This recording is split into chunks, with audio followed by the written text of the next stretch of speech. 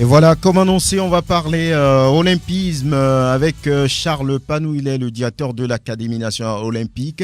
Charles Panou, bonjour. Bonjour Franck. Parlons d'abord de cette réunion qui a discuté autour du thème « Le sport et les installations sportives au Togo ». Qu'est-ce qui s'est passé? Qu'est-ce que vous vous êtes dit? Oui, cette réunion, nous l'appelons la session annuelle de l'Académie nationale olympique du Togo. Et nous organisons cet événement chaque année autour d'un thème défini. Et hier, nous avions parlé des installations sportives au Togo, les réalités et les perspectives d'avenir. Donc, nous avions invité les responsables des fédérations sportives, les responsables des départements concernés par le sport et les installations sportives, les étudiants de l'Université de Lomé, les étudiants de l'Institut national de la jeunesse et des sports. Est-ce que vous avez eu le temps de rentrer dedans? Vous avez eu des responsables sportifs, des présidents de fédérations. Est-ce qu'ils sont d'accord aussi qu'il y a nécessité de parler de ce thème-là? Oui, justement, c'était la raison de leur présence.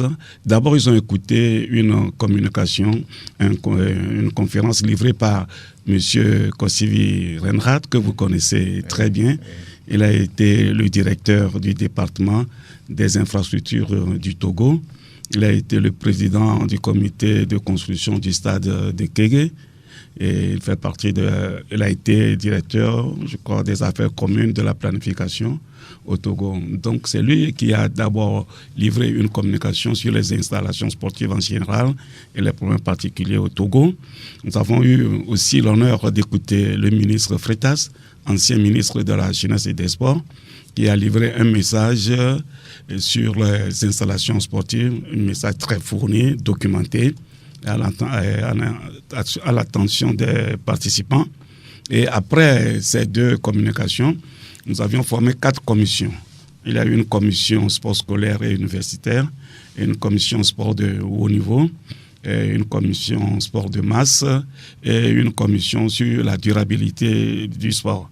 La durabilité, c'est quoi? La durabilité, c'est une politique prônée particulièrement par le CIO qui exige à ce qu'on tienne compte de l'environnement, on tienne compte des questions économiques, des populations environnantes quand nous construisons des stades qui doivent respecter certaines normes. Et toutes les fédérations du monde ont des normes. Est-ce qu'ici au Togo, nos installations sportives ont été construites en tenant compte de ces normes? Non. C'est ça la réponse. Ou bien... Vous donnez...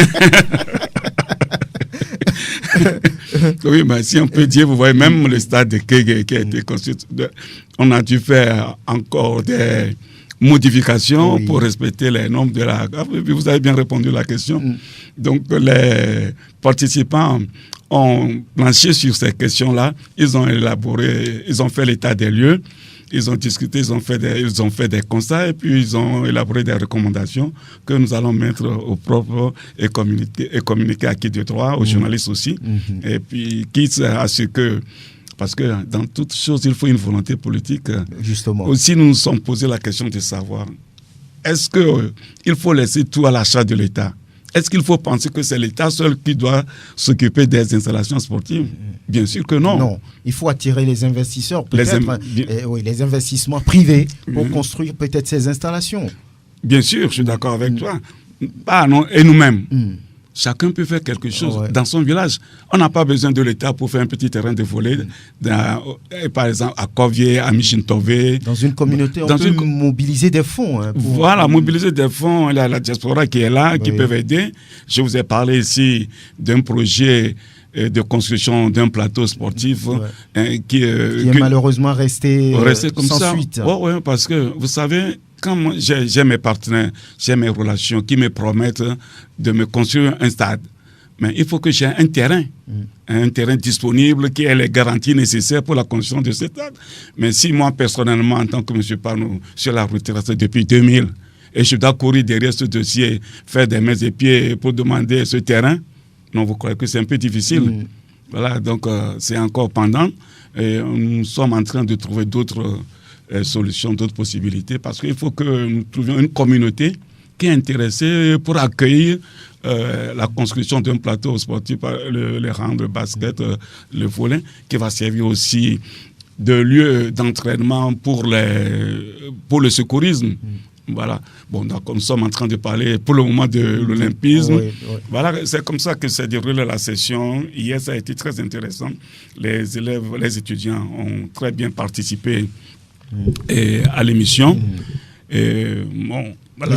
Est-ce qu'il y a espoir de voir quelque chose se réaliser dans les mois, les années à venir à partir de cette réunion?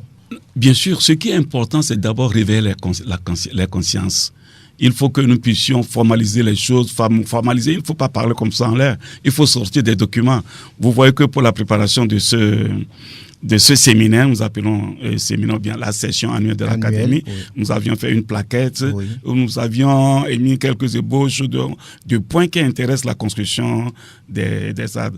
On est parti de l'Antiquité grecque à Olympie, où se sont déroulées les premières Jeux olympiques. Oui. On a projeté des vidéos pour les participants. Et puis on a fait quelques extraits concernant, je peux dire, l'agenda 2020, de la recommandation du CIO, qui propose 20 recommandations, disons 40 recommandations sur le sport et ses constructions, l'éthique, la gouvernance, les installations sportives. Il y a aussi l'éducation et le sport. Il y a aussi la durabilité. Comme durabilité, un exemple concret, est-ce que la construction du stade de Kégué a bénéficié aux riverains? Qu'est-ce qui s'est passé? Cela en tant que les riverains de Kégué, grâce à ce stade, ont dû avoir certains avantages, par exemple de petits commerces, création de petits emplois. Donc ça veut dire que la construction des stades là, peut générer de nouveaux emplois, de nouvelles forces d'économie pour le pays et puis pour les...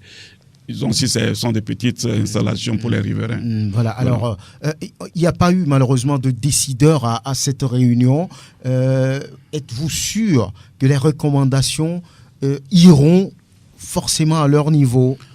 Ah oui, nous allons faire notre travail. On a invité le directeur des infrastructures sportives qui a promis d'être là, mais il n'est pas venu. Et c'est malheureux qu'un séminaire de ce niveau, on n'est pas un représentant officiel du ministère des Sports pour participer au débat, pour donner des éclairages. Nous avions envoyé les communications, les lettres officiellement. On a eu une réponse en ce qui concerne la location, mais on n'a pas eu. Est-ce que vous voyez, on a écrit 2 lettres pour demander qu'on mette les installations à notre disposition et une autre lettre pour demander à ce qu'une autorité ou bien responsable soit présent pour nous éclairer, pour apporter des éclairages quand on aura besoin. On nous a répondu que pour l'utilisation des installations, il faut payer. Mais par contre, la seconde lettre qui demande une communication pour nous éclairer est restée sans réponse. Sans suite. Voilà des conditions comme ça. Moi, je pense qu'il faut dénoncer ces conditions. Nous, quand vous voyez à l'âge que nous sommes, on se bat encore pour apporter notre contribution à la construction de ce pays et que des jeunes actuellement, à un certain niveau de responsabilité, ne veulent pas bouger. Ça fait mal. Ça fait mal. Vous voyez que je boite même, mais quand même, je cours toujours, je vais sur le thème. Signe, vous arrivez oui, j'arrive. Vous aimez ce que vous faites, vous êtes sûr, vous pensez que cet avenir du sport globalement doit être soutenu et voilà, vous êtes là-dedans. Et on tombe maintenant sur le COJ 2019 à Sokodé. Voilà, le COJ, c'est quoi? Mais pour finir avec cette session-là, je crois que, comme je l'avais dit la dernière fois, il faut que, au lieu de chercher le physique, il faut d'abord le mental. Il faut qu'on réfléchisse intellectuellement sur les problèmes, qu'on puisse proposer des solutions. Ça, c'est le but de la session annuelle. Il faut non seulement pour livrer des questions sur l'olympisme, mais dans tous les domaines, sur le journalisme sportif et sur le marketing, il faut que les Togolais puissent organiser des réunions, des rencontres pour faire des débats intellectuels. Non pas pour critiquer les autorités, mais pour avoir des solutions innovantes. Oui. Proposer d'abord que ça existe, afin qu'un jour, si nous avons un responsable à un niveau de décision, qui voit ces propositions, il peut les utiliser et faire quelque chose de bien. Ouais. Voilà, c'est ce que je voudrais dire. Mais second point, le coach, c'est quoi le coach? Le coach veut dire... Le camp olympique de la jeunesse. Oui, voilà, le camp olympique de la jeunesse. Nous sommes à la 7e édition. On a commencé par Palimé en 2012, Kara en 2013. On était à Togoville en 2014, Tablibo, on était l'année passée à Tapamé.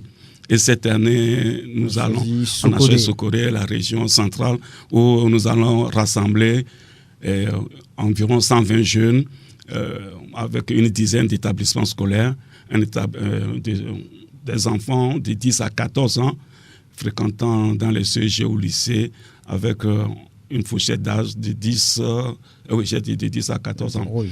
Voilà, et on a pris un CEG de la région maritime avec le centre olympique qui est à l'école primaire à Guémarché. Et on prend 2 établissements à Blita, Blita 1, Blita 2, 2 établissements à Sotobois et 4 établissements à Sokoré-Ville. Ce sont des mini-Jeux olympiques, hein, lorsqu'on voit un peu. Oui. Voilà, effectivement. Oui. Ce sont des mini-Jeux olympiques parce que durant 6 semaines, les enfants ils vont vivre ensemble et manger 3 fois par jour, et faire des activités sportives, culturelles, intellectuelles, et s'initier aux techniques de l'information, de la communication, à l'ordinateur, et à l'expression au micro oral, à présenter leur point de vue. On fera aussi une communication sur le leadership et faire aussi des petits travaux de fabrication de filets, de sacs ou bien de décoration. Ils apprennent beaucoup de choses.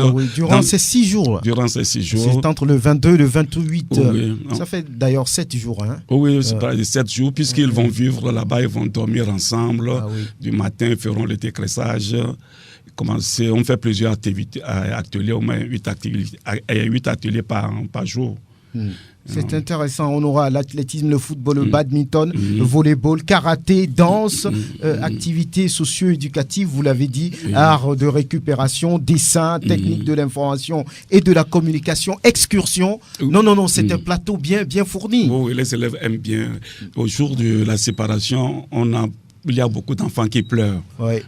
Se séparer, ils n'ont pas envie de quitter. Ils n'ont pas envie de quitter. Oui. Et ils ont l'habitude de dire que c'est comme si on faisait la fête chaque jour. Ah oui. Parce qu'ils n'ont pas ça à la maison. Vous voyez, et ces genres de camps est organisé, mais pas les sociétés, les grandes sociétés, mais c'est pour des familles, des enfants de riches, des entreprises qui ont les moyens. Mais si on organise pour donner l'inscription libre, ça coûte entre 100 et 150 000 par participant. Est-ce que vous croyez que tous les enfants ont la chance de participer à ce camp? Voilà, c'est ce que l'Académie voudrait offrir à nos jeunes des milieux défavorisés. Ce camp est ouvert particulièrement aux jeunes des milieux défavorisés qui n'ont pas les moyens et qui aiment le sport. Et pour le faire comprendre, pour les motiver, pour dire que quand vous faites le sport, vous avez certains avantages que d'autres n'ont pas. Charles Panou, dites-nous que vous avez fait ça depuis 7 ans, parce que là, c'est impressionnant, avoir ces enfants-là sur 7 jours et leur donner tout ce qu'on vient de citer. C'est quand même impressionnant. Oui, c'est impressionnant. C'est pour ça que moi, je voudrais le dire. Vous voyez, moi, j'ai un franc-parler. Ce projet existe depuis plus de 20 ans, 30 ans, mais il n'y a pas quelqu'un qui connaît ce dossier qui peut pour l'exploiter, mettre en route. En route pour mettre à la disposition du pays. C'est comme on dit, si vous remplissez certaines conditions cahiers de charges, on peut vous offrir cela.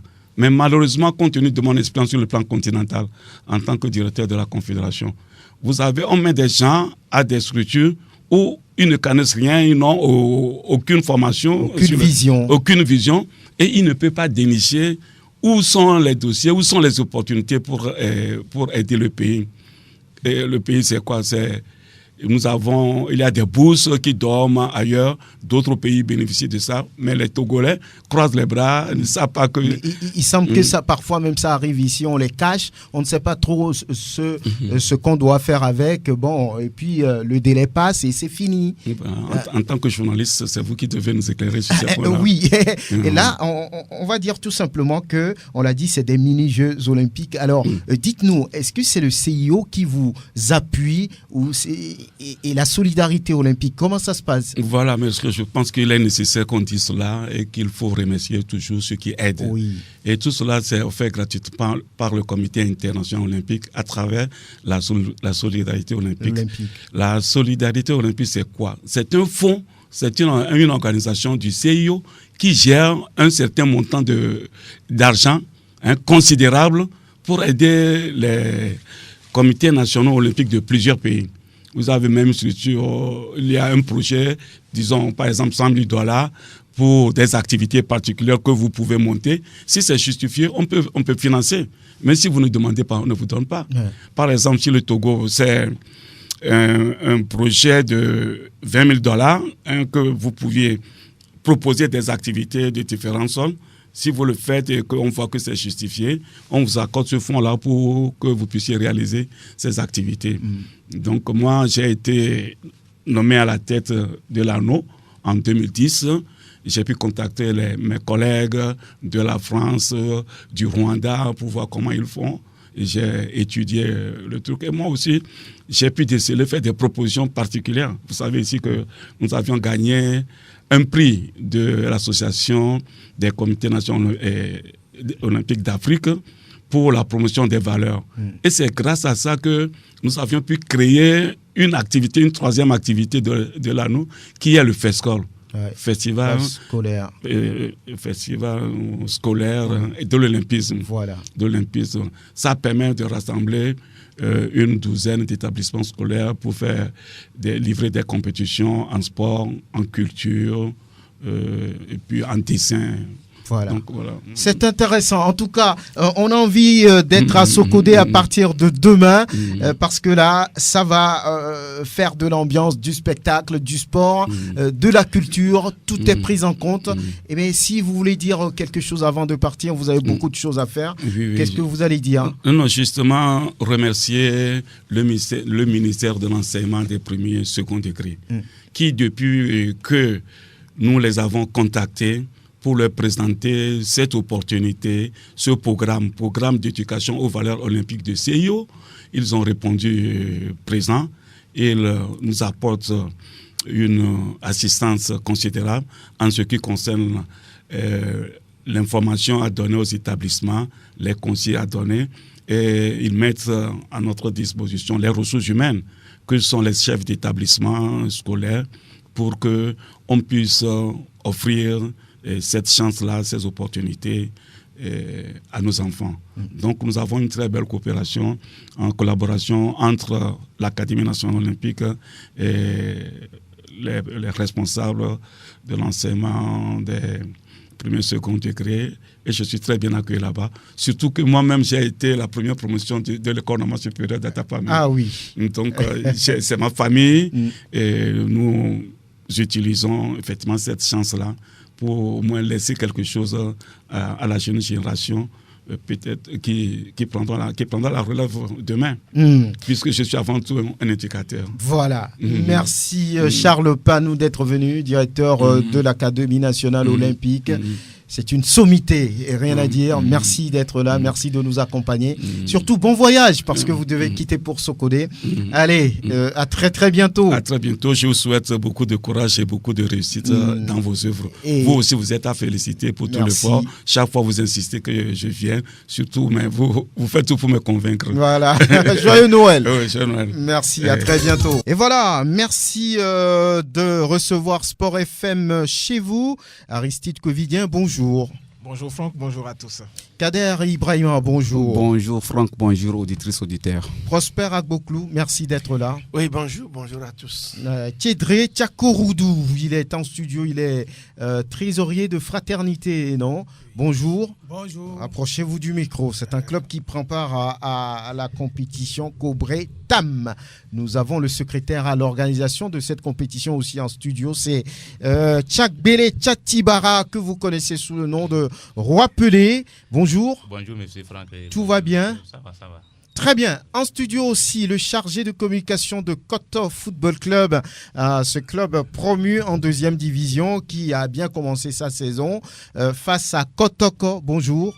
Bonjour Franck, bonjour à tous les auditeurs. Tout va bien? Très bien. Très bien.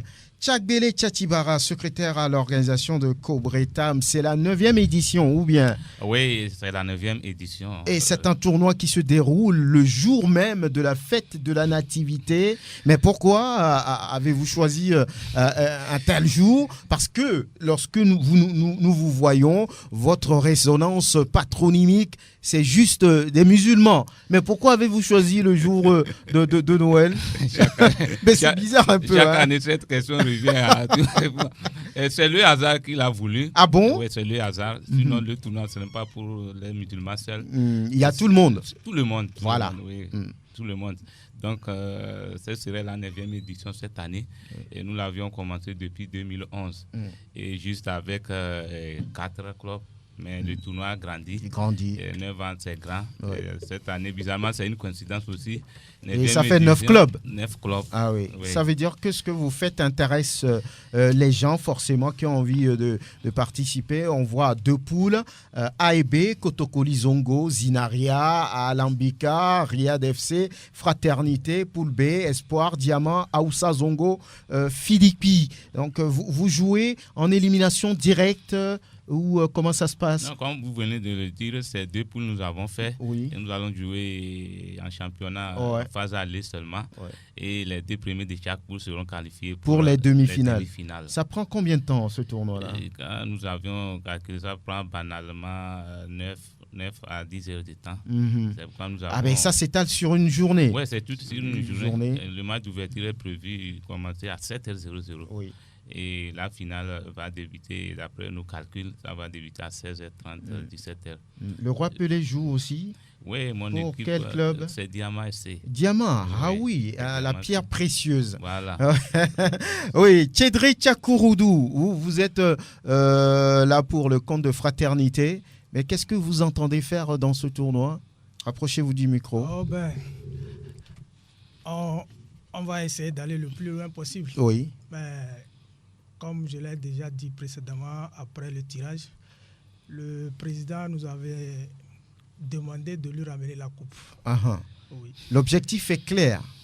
Oui, pour le président, c'est la coupe, il veut. Pas autre chose. Donc, lorsque vous voyez tous les clubs présents, 9 désormais, y a-t-il quelqu'un qui vous donne des maux de tête, des inquiétudes? Non, pas du tout. On a fait des matchs avec bon nombre de ces équipes et on les connaît très bien. C'est vrai que c'est notre première participation à ce tournoi. Oui. Mais on ne vient pas en tant que novice puisque nous avons déjà participé au tournoi de Sergio Sport. Oui. Et nous avons même pris la coupe en 2016. Et cette année, on a été 4e de ce tournoi de Sergio Sport. Très bien. Bonjour Albarka Farouk. Bonjour Franck. Tout va bien? Très bien, on sait que vous êtes maracanier, confirmé d'ailleurs. vous jouez ce tournoi aussi? Vous en avez entendu parler? Mes amis sont là. C'est le joueur, c'est le latéral, le libéro de Fraternité. D'accord. Donc le président vous a demandé de prendre la coupe. Oui, bon, c'est mon responsable. Oui. Effectivement, c'est ici que je viens de l'apprendre. Oui. Mais c'est de bonnes guerres parce qu'on ne peut pas aller à ce tournoi et revenir les mains vides. On dit que vous êtes le libéraux. Est-ce qui veut dire que les attaquants ne passeront pas? Non, bon, personnellement, ça fait la 4e fois que je participe à ce tournoi. Ouais. J'ai fait une édition avec Espoir et j'ai été champion. J'ai fait aussi 3 éditions avec Diamant. et j'ai été champion une fois. Ah oui. Donc, je vais essayer avec Fraternité cette année pour voir ce que ça va donner. Donc vous avez l'un des palmarès les plus beaux de ce tournoi. Ouais, pour ça, je ne m'en plains pas. Voilà. Même avec Fraternité, j'ai remporté l'édition 2016 de Jeux Sport à Sokoli. Ah, très bien. Voilà. Vous êtes Tchagbele Tchatibara, le secrétaire à l'organisation, oui. Qu'avez-vous à dire au public sportif? Ça se passe où? Et voilà. D'abord, je tiens à remercier vraiment certaines personnalités. Et ceux qui nous viennent toujours en aide, nos parrains, les donateurs. Et je leur dis vraiment merci. Et pour le moment, notre budget est, disons, à 80% est rempli. Il nous reste 20% à compléter. 20%. On tente toujours la main. Si c'est 100 000, vous avez 80 000. Voilà, oui, donc on tend la main pour... vous êtes bien, hein, parce que les gens ne donnent pas beaucoup ici. Oui, bon, nous sommes vite levés. Et ce tournoi, on a commencé les réunions depuis janvier. Ah oui. Oui, donc... ça fait un an, Ça fait un an. Oui. Donc nous sommes bien levés tôt pour que l'organisation puisse être parfaite. Et je vais aussi renchérir en disant que pour ce tournoi, il y a beaucoup de vieilles gloires qui participent. Et nous pouvons citer d'anciens joueurs. Oui. L'ancien gardien d'Edito Garba Dankanchiwa.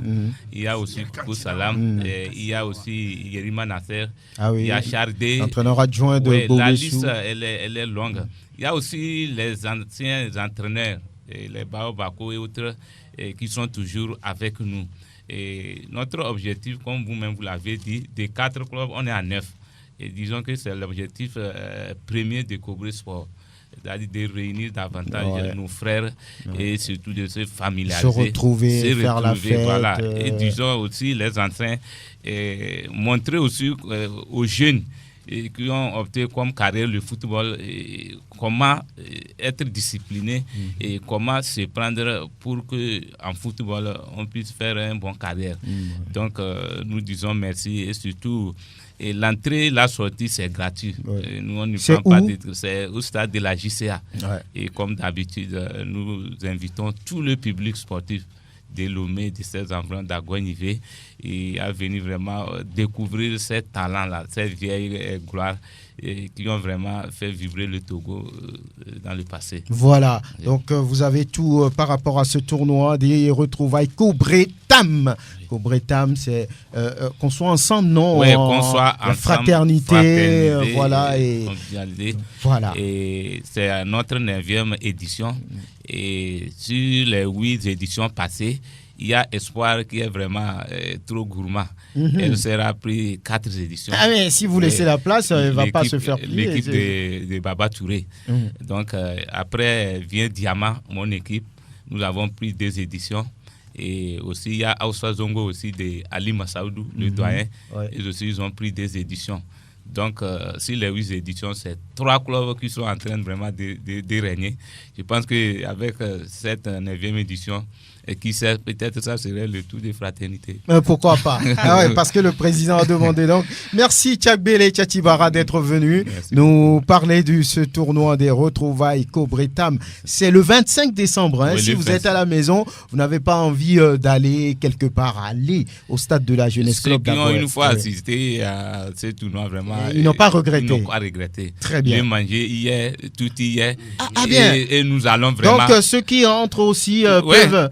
L'entrée et la sortie, c'est gratuit. C'est gratuit. La nourriture aussi. C'est assuré aussi. Ah oui. Non, je vous dis la vérité. Bon, vous ne préparez plus à la maison. Non. Juste le déplacement du stade d'Agoé. Vous pouvez même prendre le citron. Pour creuser. Voilà, donc c'est l'occasion aussi, permettez-moi de saluer Sport FM. Oui. Et depuis les 9 éditions, c'est vraiment Sport FM qui est derrière nous. Et nous disons merci à vous, le personnel, surtout au PDG. Et pour tous les efforts que vous ne cessez de concentrer à notre endroit. Voilà, merci Tchakbele Tchatibara, secrétaire à l'organisation de cette compétition tournoi des retrouvailles Cobré Tam. C'est le 25. Merci à Kédré Tchakuroudou, il est le trésorier de Fraternité. Bonne chance à vous, bonne chance aussi à Albarka Farouk qui a envie de gagner encore pour, on va dire, soigner son palmarès. Merci, à très bientôt. Et merci de nous choisir. On va parler également d'une association qui vient de se reformer, on peut le dire, à la ZAFT, Association des anciens footballeurs du Togo. Et là, à l'issue de cette réunion, Dima Oyaole, ancien international togolais, aujourd'hui entraîneur de Gomido, s'est prononcé.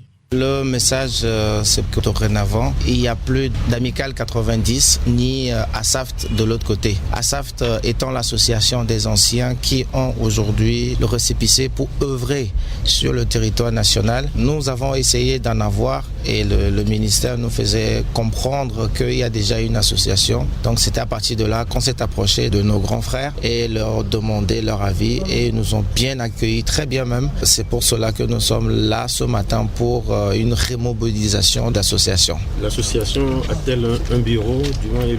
Pour le moment, on a mis en place un bureau provisoire, des membres de l'autre côté et des membres de chez nous aussi. Il y a des échéances devant. Est-ce que c'est l'une des raisons de votre activité ce matin? Pas forcément. C'est quelque chose que nous avons voulu faire depuis un certain moment. Tant mieux par rapport à ces échéances-là.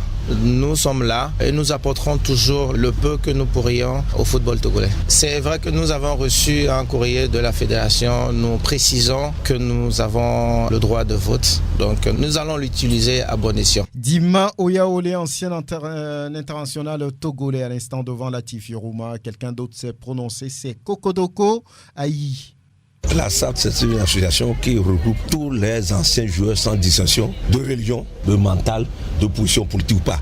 Même nous sommes apolitiques, comme nous l'interdit nos tests. Donc nous sommes là pour tout le monde. Et nous sommes prêts à travailler un peu partout pour redonner un peu d'espoir aux jeunes. Les 2/3 des Togolais, des jeunes aiment le sport, le football. Nous sommes là pour redonner cet espoir à la jeunesse. Vous étiez mourant, mais pourquoi attendre quelques semaines des élections pour prendre des médicaments? C'est une coïncidence, parce que le temps d'Amélie nous avait dit, vous avez délaissé la fédération, les mécaniciens sont venus vous remplacer. Quand un mécanicien devient médecin, vous connaissez la suite. Donc vous allez mourir à la maison avant d'arriver à l'hôpital. C'est pourquoi il nous a essayé de nous faire de petites remarques. On a accepté qu'à un moment donné, on a fait demi-tour pour laisser la place à tout le monde et ça a créé du désordre à la fédération. Et voilà, Kokodoko Ayi, membre de l'association des anciens footballeurs du Togo.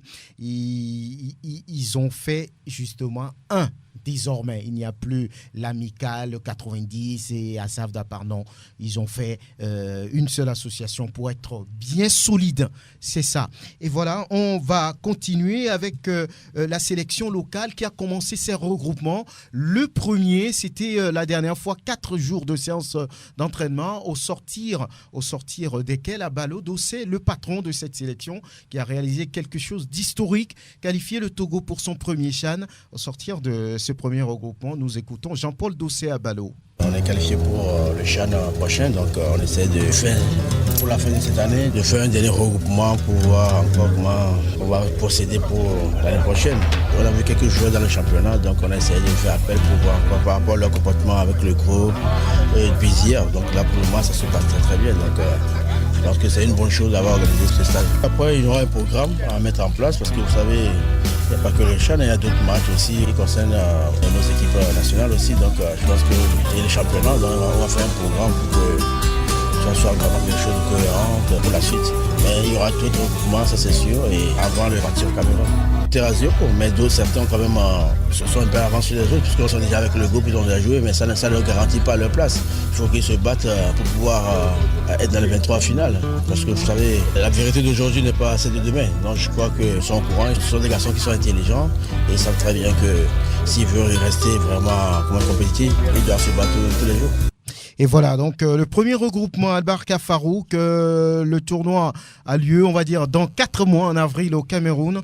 Oui, on se retrouve pour voir qu'est-ce qui est en place, qu'est-ce qui ne l'est pas, quels sont les joueurs qui peuvent rentrer dans ce groupe-là, qui a qualifié le Togo pour le CHAN. C'est ce qui a été fait. On peut dire que c'est un bon départ à 4 mois de cette compétition. C'est un bon départ, c'est évident. Mais par rapport à certaines équipes, certains pays, je dirais que nous sommes en retard. Parce que le Burkina s'est levé très tôt. Pas plus qu'avant-hier, ils ont fait un match amical contre le Bénin à Ouagadougou.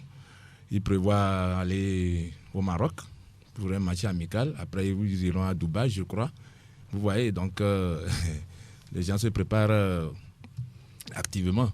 Donc, j'espère que ça ne va pas se limiter au regroupement et qu'on va prévoir des matchs amicaux pour aguerrir l'effectif et le préparer mieux pour ce tournoi. Est-ce qu'il y a des équipes que vous redoutez pour le Togo? Il y a des gros dans la compétition, le Maroc, la Tanzanie, la Mauritanie, l'Ouganda, et ils sont bien présents. Et heureusement, la Tunisie vient de démissionner. C'est des gros. Donc, si on veut aller, comme d'habitude, avec des moyens dérisoires, avec de la pré-presse, sincèrement, on risque de revenir réduit. Ibrahima Abdelkader, on a commencé à 4 mois. On peut dire que oui, ça peut le faire si on met les moyens, si on permet à cette équipe de bien s'entraîner, d'avoir des sparring partners avant la compétition. Ouais, pour une première fois, on peut dire qu'on a commencé tôt, comme l'a dit mon ami Farouk. Peut-être le coach, lui, il a fait son programme. Il a déjà fait son programme. Peut-être c'est l'exécution qui tarde. Puisque aucun coach ne peut pas se qualifier pour une compétition et rester dernière minute pour commencer les préparatifs. Il a déjà son plan. Peut-être les dirigeants, ceux qui dirigent le football, ne sont pas encore prononcés. C'est pourquoi on a commencé ça. Et très tardivement, comparativement aux autres clubs, mais mieux vaut tard que jamais. Je pense que les nouveaux joueurs sont là et le coach va voir ce qu'il peut faire, puisque je suis sûr que ce n'est pas ceux qui ont qualifié le club qui iront au CHAN. Si tu es bon, tu iras au CHAN. Si tu n'es pas bon, on te laisse. Et en ce qui concerne ce que Farouk a dit, moi, je ne redoute aucune équipe. On ne se qualifie pas pour choisir une équipe avec laquelle on va jouer. Il y a quand même des favoris. Il y a des favoris, mais on se qualifie pour affronter ces favoris-là. Donc, c'est les préparatifs. Si vous vous préparez bien, vous pouvez affronter bien favori et puis le battre. Voilà, Prosper Agboklou, oui, à 4 mois, on commence les choses. Balo Dossé doit pouvoir disposer des moyens pour aller à ce CHAN-là. Je crois que la Fédération togolaise de football doit regarder dans ce sens-là. C'est bien de commencer maintenant et de voir les limites, les possibilités de cette équipe, ses faiblesses, ses forces. Bon, Franck, c'est vrai. On peut apprécier à sa juste valeur cette prise de conscience, je dirais, précoce, qui permet aujourd'hui de voir qu'on est conscient du fait qu'on doit se préparer pour le CHAN qui a lieu dans, disons, 3 mois et demi. Bon, maintenant, c'est le contenu. C'est le contenu du programme qui compte. C'est-à-dire, on peut se lever aujourd'hui, regrouper les joueurs, mais qu'est-ce qu'on fait par la suite? On vient de nous dire tout de suite que les Burkinabés se sont produits au Bénin, ils iront à Dubaï. Vous n'allez jamais entendre ces choses-là dans nos programmes. On va se contenter de petits matchs. Moi, je voudrais mettre la puce à l'oreille dès lors que on nous annonce le début des préparatifs. Il faut que le programme soit conséquent, que les garçons qu'on va choisir puissent aller découvrir d'autres atmosphères, d'autres conditions de travail. Pas seulement sur le terrain ici où après on va nous dire on joue, j'ai du respect pour nos clubs. On va jouer contre Asfosa, on va jouer contre Agaza, on va jouer après contre une équipe de la place et on va se limiter tout simplement au contour donc des 56 600 km². Je dis non. si le programme, moi je ne veux pas donner tout de suite une mention satisfaisante aux organisateurs. Vous voulez voir le programme d'abord? D'abord. Ça commence ici et ça s'arrête où? Quel est le contenu réel donc de ce programme? Je crois que c'est la pédagogie qui va nous permettre d'apprécier à sa juste valeur les dispositions prises donc dès maintenant.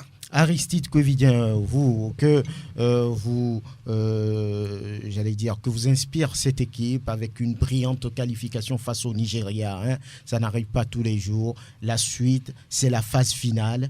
Oui, il faut être prêt, il faut être présent là et jouer contre les Marocains, les Tanzaniens, les Burkinabés, les Mauritaniens, les Ougandais. Le plateau, il est bien fourni. Ah oui, et ça va être en tout cas une compétition assez intéressante au pays d'Amadou Ahidjo. Je pense aussi que, à part cette qualification historique dont nous parlons, il faut également reconnaître que pour une fois, des pays comme la Côte d'Ivoire ou encore le Nigeria verront donc cette compétition à la télé.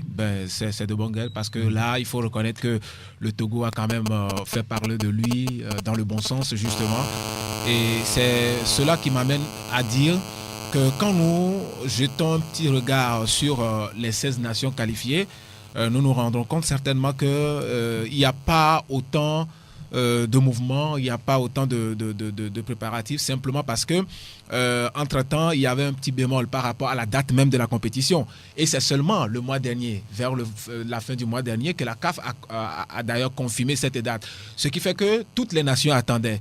Et ce qui fait qu'aujourd'hui, il y a beaucoup d'hésitation au niveau des nations. Les gens attendent aussi le tirage au sort. Parce que c'est en janvier. Voilà. Et c'est en cela que les nations vont savoir que, on est dans le même groupe que le Niger, donc on n'est plus obligé de préparer notre compétition avec le Niger. Et là, je crois quand même que Prosper a toujours l'occasion de rappeler cela. Quand vous êtes dans un groupe avec quelqu'un, le mieux, c'est peut-être éviter de ne pas rencontrer cet adversaire pour que cet adversaire puisse avoir également... Non, ça ne fait rien. Le Togo a joué contre le Maroc sous le roi. Non, et ça a donné quoi? Voilà, donc il faut aller toujours dans le bon sens. C'est pour ça que je pense quand même qu'aujourd'hui, le fait pour Abalo de commencer dès maintenant n'est pas du tout une mauvaise chose et qu'on n'a pas encore accusé de retard par rapport à cela. Très bien, Guler est en ligne, on va le recevoir. Guler Inoussa, bonjour. Bonjour, nous bonjour aux fidèles auditeurs de la référence sportive. Les 91.9, la rue des Colibris. Bonjour à tous ceux qui nous écoutent. Au-delà de nos frontières, bonjour Franck Monyama. Et voilà, on parle d'abord de l'acte 10 de la D1 nationale de football. Je crois que c'est vous qui aviez choisi, c'est vous qui aviez choisi l'étape des grands. Et on va aller directement, je crois que nous sommes à l'acte 10, mais le moteur est toujours bloqué pour certaines équipes. Et à l'intérieur du pays, l'assaut des terrains, les Gondoras de la COSA, ont retrouvé leur pied d'appel. Ils sont partis pour jouer. Les dockers du port autonome de Lomé, ils sont sortis d'une victoire. Je crois que cette fois-ci, ça doit aller un peu plus vite pour les Gondoras. Les dockers, ils sont tombés du côté de Bafilo. Il y aura match, attention. Et quand ils sont à quelques accablures de leur base, c'est-à-dire le port autonome de Lomé, ils font tout va mal, mais il y aura match. Du côté de Tokoré, ça sera en quelque sorte un derby entre Unisport de Tokoré, l'actuel leader, face à Sarah, tout le club de Bafilo. Unisport qui est tombé à 1-0 devant les Ricains.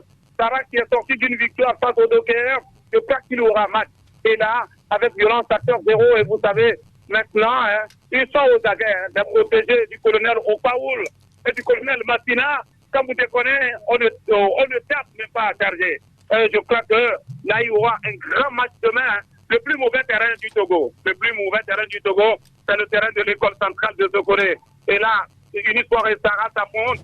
C'est non loin à 74 km de là. Et à Kara, au camp général Améi, l'association sportive des conducteurs de la COSA reçoivent Thématique Football Club de Tokoré.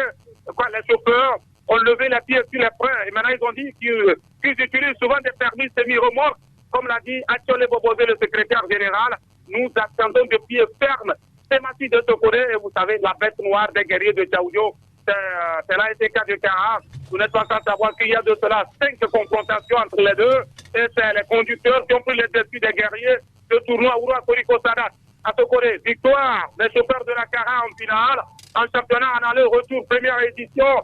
Quand l'ASK est arrivé, victoire des chauffeurs. La saison écoulée, en aller-retour, victoire des chauffeurs, ça sera la 6e confrontation pour le guerrier. Trop, c'est trop, mais est-ce que les guerriers ont les armes nécessaires pour venir à bout de ces conducteurs de la Cara lors de la dernière journée? Semati a perdu face, même en match à retard, face à l'équipe au terroir, alors que les chauffeurs coulaient les messagers de Kyoko. Ils ont refusé l'évangélisation dimanche dernier au stade général Amélie de Wamé, et 1, et 2, 3 et 4. Et selon les dernières nouvelles, peut-être que ceux qui ont démarré à Wamé pourront aussi démarrer demain au stade du camp général Amélie de Wamé, au stade général Amélie de Cara. Semati est averti avec ce soi-disant directeur technique belge, Daniel Clanter, qui coûte pratiquement des yeux de la tête à Semati de Zokore. Et selon les informations sûres, il est à 650 000 francs CFA. Et dans l'une de ses réactions, il accuse Abrao Samer parce que ce dernier n'est pas là. Il doit revoir sa copie ou s'informer. Je crois qu'Abrao Samer a laissé quand même de bonnes notes à Hypothèque Atapamé, à l'ASOTR, à l'AS Togoport. Et puis, c'est l'un des entraîneurs togolais qui a conduit le Togo à une Coupe du Monde version cadette. Samer Abrao. Et je crois que ce soi-disant belge, Daniel Clanten, qui est devenu entraîneur, depuis là, il ne reste jamais. On va vite, on va plus vite, Gueuler. Voilà, je crois qu'on évoque problème de base, et on verra, restera-t-il demain sur le banc? Ben, je crois que les dirigeants de Semati de Zokore sont en train de jeter l'argent par la fenêtre. On doit avoir la ferme détermination de le dire. Adjoui, le commissaire général est en train de jeter l'argent par la fenêtre. 650 000 sans résultat. Semati de Zokore, 9 matchs, 4 défaites, 4 nuls et 1 victoire. Trop, c'est trop pour le guerrier. C'est fini pour le dossier première division. L'acte 2 de la 2e division. La 2e division, Croisant des Daparon a déjà eu 3 points au niveau d'Akno et reçoivent cet après-midi à Mango, Union sportive d'Agbandi, le nouveau apprenant, sur le terrain municipal de Mango. Et puis les autres se jouent dimanche. On aura un climat bien régional, un Bunda de Ketao, 4-4 de déparé. Et je crois la Ligue régionale de Cara est avertie. La Ligue régionale de Cara est avertie. Sur le plan organisationnel, il faut te dire qu'on doit tout faire pour que ce match se passe dans de bonnes conditions. À Koussuntou, je crois que ça c'est la compétition des habitués à Guajou, l'AS Bina de Pagouda, et puis à Mango, on aura Doumé de Mango, Vicenti de Bassar, et Poupa Club de Sotobois jouera contre l'équipe de CDR Akno, les académiciens de Bapilo. Ils iront dédier la formation de Poupa Club de Sotobois. La montagne, on verra si la montagne pourra-t-il vraiment compliquer la situation aux académiciens de Bapilo, Franck Monyama. Oui, Gueuler Inoussa, mais on ne reconnaît plus le stade municipal de Sokodé parce que la pose du gazon, mais c'est comme à Old Trafford. Nous, il n'y a pas pour le moment, c'est Cara. Mais le rire, c'est le propre de l'homme. Oui. On me dit, la semaine prochaine, ça sera le tour de Sokodé. Oui. J'ai fait un crochet dans ce stade de Cara. Et quand tu ne sais pas jouer au football là, mon ami, on saura que Franck Mounyama ne sait pas jouer au football. Mais quand tu es habitué aussi aux petits poteaux, on sait que toi, ta limite, c'est les petits poteaux. Oh, que c'est beau.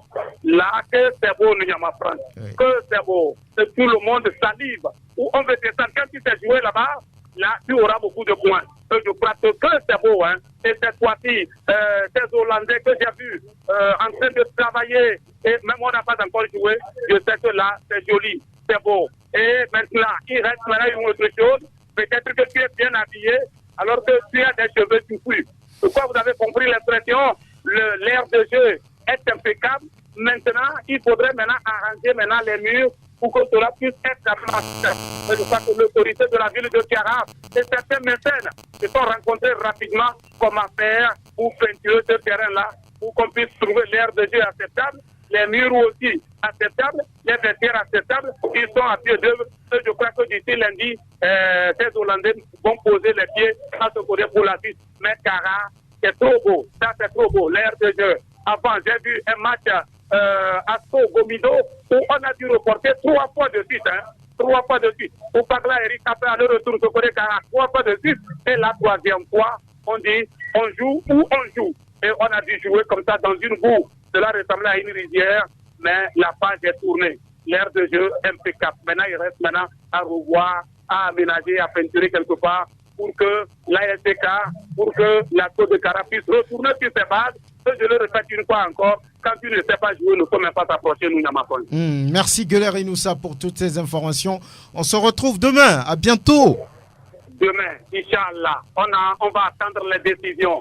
Et nos auditeurs, vous êtes rois. Quand c'est bon, veuillez revenir. Quand ce n'est pas bon, dites-nous. Arrangez Sport FM. Mon PDG, Koto, demain à Kédié, nous serions à l'écoute. Au revoir.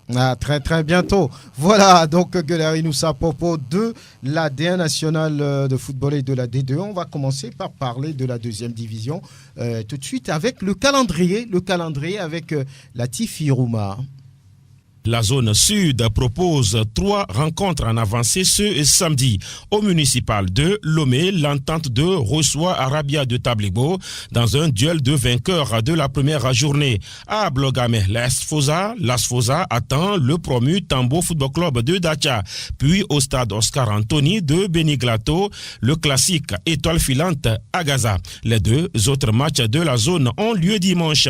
Koto Football Club de Moretan, vainqueur le week-end dernier, tentera d'enchaîner même en déplacement à Tivier Espoir. Et puis, Kotok Football Club de Lavier reçoit la Jeunesse Club d'Agonivé. Dans la zone nord, un seul match est en avancée samedi. Il oppose Amango, Fouadan de Dapaon, dont le stade est suspendu, à l'US Agbandi. Dimanche, et toujours à Mango, Doumbé reçoit Bikenti de Bassar. Foupa Football Club de Sotoboua, pour sa première cette saison, offre son hospitalité au CDF Aknour de Bafilo. Kusuntu servira de cadre au duel Agua AS Bina de Pagouda. Puis ce duel de proximité à Ketao entre Bundia Football Club de la localité et Kakadl de Doufelgou.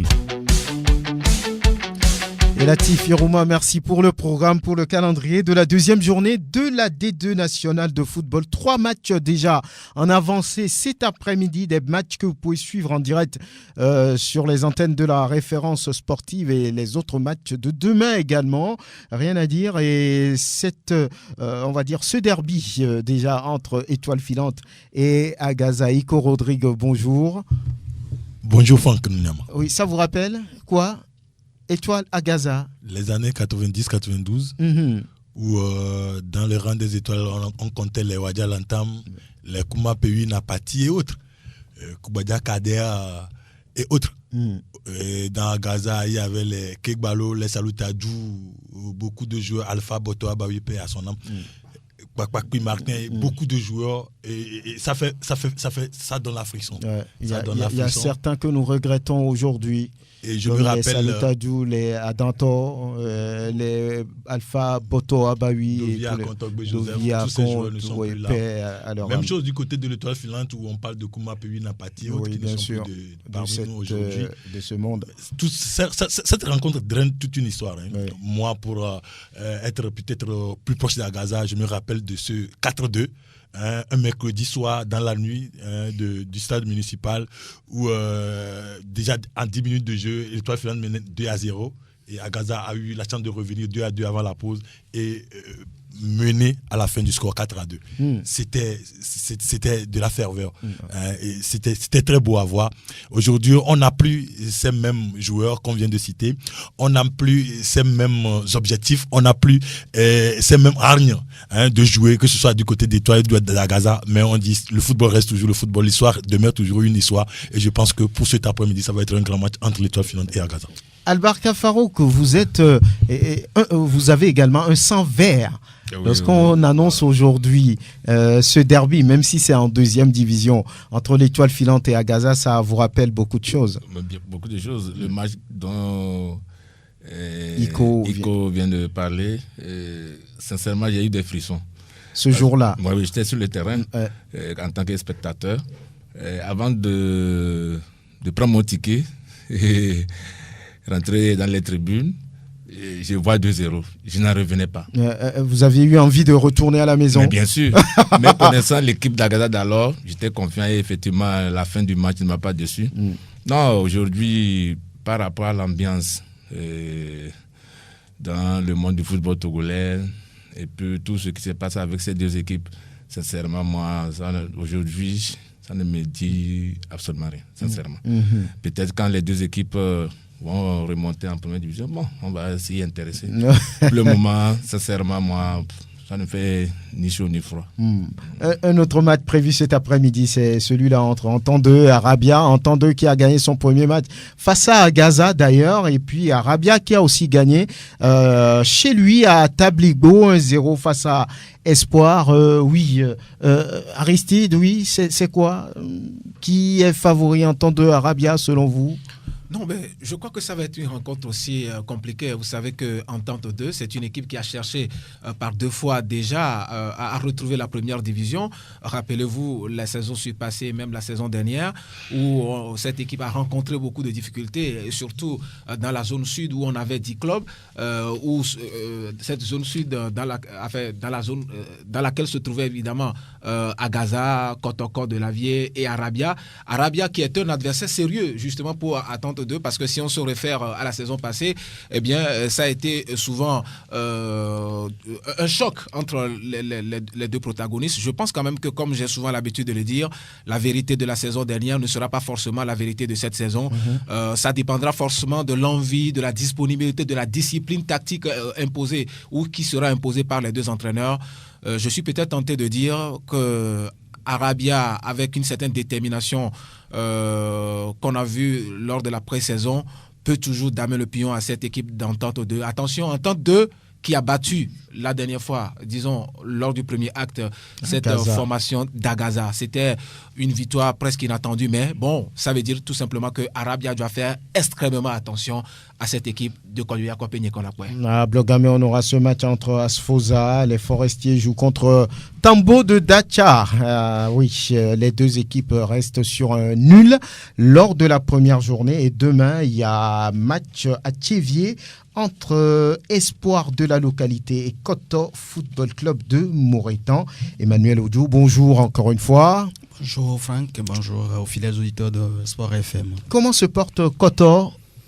Eh bien, Koto se porte bien, et Koto a bien démarré le championnat et continue donc, sinon entend continuer sur cette lancée. Donc vous avez battu à domicile à Moretan Kotoko, mais globalement, que dites-vous de ce match-là, de cette première sortie en deuxième division?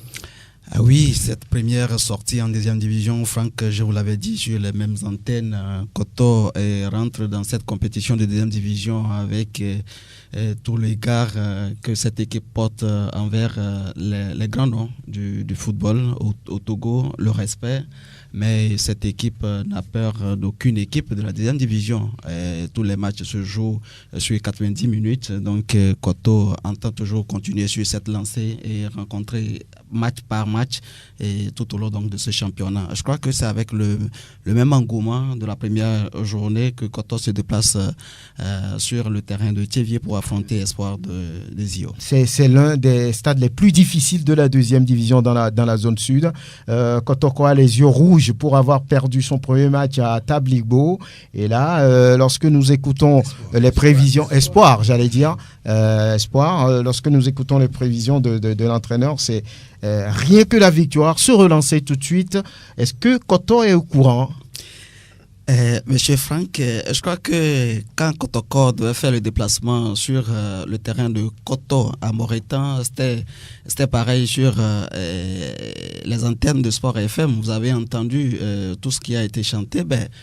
L'équipe de Koto FC reste sereine par rapport à cette rencontre. Je pense que ça va démarrer de la première minute à la dernière minute, donc 90 minutes de jeu plus les temps additionnels. Je pense que c'est la fin qui déterminera les moyens à mettre en place ou les moyens mis en place. Je pense que une chose est de le dire, mais l'autre est de le pratiquer, de le prouver. On va écouter d'ailleurs l'entraîneur de Koto FC de Moretan, Youssouf Rachid. Ça ne va pas être facile, le championnat est lancé, nous allons nous battre de bout en bout pour au finish assurer le maintien. Est-ce que vous avez une idée de l'équipe d'Espoir des Zion? On n'a pas une idée, on va vers l'inconnu, mais c'est un championnat, nous allons nous lancer, on verra ce que le match va nous donner. Voilà, oui, ça va pas être facile, a-t-il reconnu. Youssouf Rachid, entraîneur de Koto Football Club en face. Ce sera Jules Koudjodi, l'entraîneur d'Espoir Football Club de Thiévier. On joue à domicile contre Koto, donc c'est de mettre l'équipe en place et puis on va gagner le match. Il faut coûte que coûte prendre les 3 points à domicile pour relancer le championnat. Vous connaissez Koto? Non, c'est un nouveau promu, donc on ne connaît pas cette équipe, mais je suis sûr que lorsque nous allons commencer déjà 10-15 minutes, on peut connaître l'adversaire et puis les contrer sur le terrain. Voilà, Jules Koudjodi, prendre les 3 points coûte que coûte. Vous, votre ambition en arrivant à Thiévier ou bien dans le Zio, c'est pour au minimum prendre 1 point et repartir. Monsieur Franck, les 3 points sont visés par les 2 équipes. Je pense que c'est la fin donc qui déterminera l'équipe gagnante. Mais nous respectons l'équipe d'Espoir de Zio et tout le respect que nous avons pour cette équipe. Nous allons démarrer également observer l'adversaire et puis au finish donc se mettre dans la danse et partir avec les 3 points de la journée. Voilà. Quel est l'objectif de Koto en arrivant en 2e division? Tout de suite, vous visez la première place ou vous voulez d'abord vous maintenir, assurer le maintien et après on verra ce qui peut se passer, c'est ça? Je pense que nous avons toujours la même chanson. En venant donc dans ce championnat de 2e division, nous allons nous maintenir d'abord. Parce que nous avons un projet. Et le projet, c'est de permettre aux talents qui sont donc dans cette zone-là de s'éclore. Et donc, il faut se maintenir 1 ou 2, 3 ans. Et puis, par après, donc, peut-être rêver aller en première division. Et l'appétit vient en mangeant. Si les autres laissent la place, vous n'allez pas vous faire prier pour l'occuper, c'est ça hein? C'est les points qui sont comptés au bout, donc, ou à la fin du championnat, on fait les totaux. Voilà, mais l'objectif, c'est de se maintenir en 2e division. En tout cas, bonne chance à Koto Football Club pour demain. Vous avez ramené vos supporters, ils seront nombreux à Thiévier parce que pour eux, là, ils vont crier, ça va crier. Il y a des supporters qui sont arrivés. Ah oui, les supporters de Koto se déplacent toujours et nous avons un grand nombre de supporters également à Lomé. Et donc, je pense que ce serait difficile de faire la part des choses, que ce soit sur le terrain adverse. Je crois qu'il y aura beaucoup de supporters de Koto sur ce terrain. Très bien. Merci et puis bon courage à Koto Football Club. Félicitations aussi à l'honorable Joseph Kofi-Tiko pour tout ce qu'il accorda, pour tout ce qu'il fait à l'endroit de cette équipe de Koto Football Club. Beaucoup parlent d'embouteillage dans la zone sud. Prosper Agouklou, oui. C'est vrai ça? Oui, il y a vraiment un embouteillage monstre qui, au risque même, va causer un carambolage. Autant les équipes se connaissent, autant les équipes ont la renommée, autant ils ont cette volonté donc de parvenir encore au soleil. Et ça, je crois quand même que ce carambolage dont je parlais est inévitable. Il y en aura quel que soit les séquences. Et ça a commencé déjà le week-end dernier avec une entente de Agaza. Ce samedi, on aura Agaza et Trois Filantes de Lomé. On aura Kotoko qui va réellement se donner donc la chance de paraître et bien d'autres qui sont là pour pouvoir prendre cette première seule place qui leur est destinée. Donc on dira tout simplement que c'est beau de constater les choses ainsi, mais le risque est toujours grand de part et d'autre. On n'aura qu'un seul appelé, beaucoup d'élus, un seul appelé parmi les élus. Ce sera quand même difficile. Malheureusement pour les clubs de la zone sud, tout le monde veut arriver en première division et c'est intéressant d'ailleurs, mais on souhaite bonne chance à tous ces clubs-là.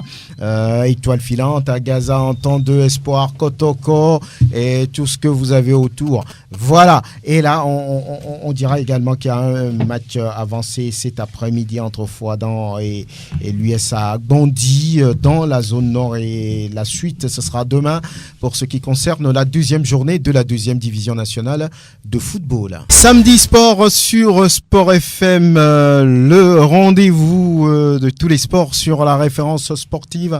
Et on va évoquer maintenant l'acte 10 de la première division nationale de football avec tous les matchs que ça comporte, notamment le match du leader. C'est vrai que Unisport a connu sa première chute, sa première défaite cette saison, mais cette équipe focalise toujours les attentions parce qu'elle va jouer contre Sarah Football Club là-bas à Sokodé. Et ça ne s'annonce pas facile pour le leader. Naturellement, Unisport face à Sarah Football Club.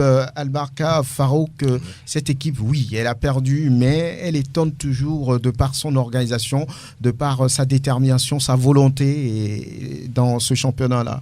Oui, bon, ce match-là, c'est un petit derby, un derby thème. Mais j'ai un peu peur pour cette équipe de Unisport parce que j'ai appris que certains joueurs commencent par piquer la grosse tête, et ce qui n'est pas bon parce que le football, c'est vrai, il y a le niveau technique, la tactique, mais l'aspect psychologique est très important dans le football. Si psychologiquement on se voit trop beau, on a le complexe de supériorité, c'est que ça veut commencer par chuter. Et ce qui s'est passé Oui, allez-y. Et ce qui s'est passé l'autre fois à Nihon, si les dirigeants, les joueurs de Unisport ne prennent pas conscience, je crois que ça peut être un début de mauvaise chose. Il y a un problème là-bas? Oui, il y a des informations par rapport à certains joueurs, comme je l'ai dit, qui commencent par...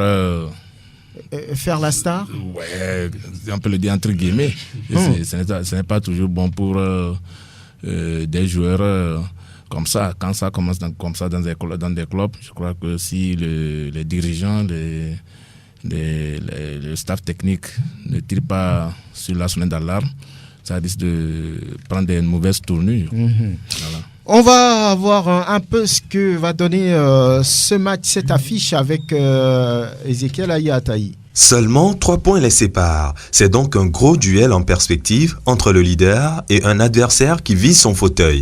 Mais Unisport, à domicile, a un gros coup à jouer, histoire de se remettre dans le sens de la marche après sa défaite de la précédente journée devant Bolissou. Chose bien envisageable puisque le club de Coloundé est jusque-là invaincu devant son public. 2 nuls et 2 victoires.